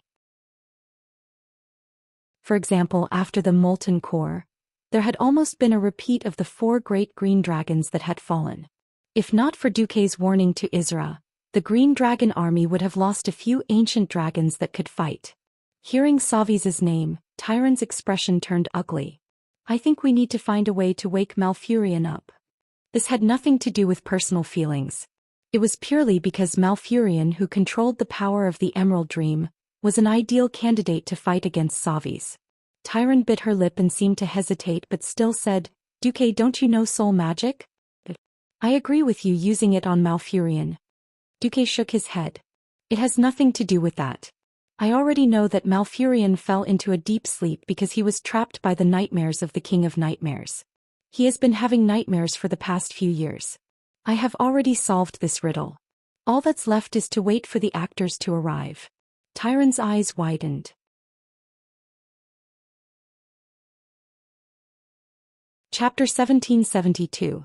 The reason why the snitches could cause such devastating destruction was because they stirred up trouble from the inside. The strongest fortress was always breached from the inside. As the most unreasonable one-step transmigrator, he was best at beating up the snitches. From Kel Thazad, who was still a human during the Second Dark Portal War, to Benedictas, who had just been exposed, to Fandral Staghelm. 3 hours later, the great druids of the Cenarian Circle gathered below the World Tree, Teldrassil. Fandral Staghelm was making a speech. The World Tree is the glory of Kadorii. It is the legacy that Kadorii lives on. Without the World Tree, Kadorii is not even worthy of being called Kadorii. Look, Teldrassil is drying up and more cracks appear on the trunk. As the protectors and coordinators of nature, can we sit back and watch this happen? Fandral waved his hand and made a sweeping gesture. No. We can't sit back and watch this happen. With that, he raised a statue that had 4 legs and was in the shape of a centaur, but its body was decorated with many leaves. As the chairman of the Cenarian Circle, I formally propose a motion to use the statue of Remulose to heal the world tree.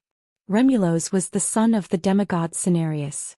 After the death of Cenarius, he became the protector of the Moonlight Woodland. Despite the war, this sacred land still preserved its innocence.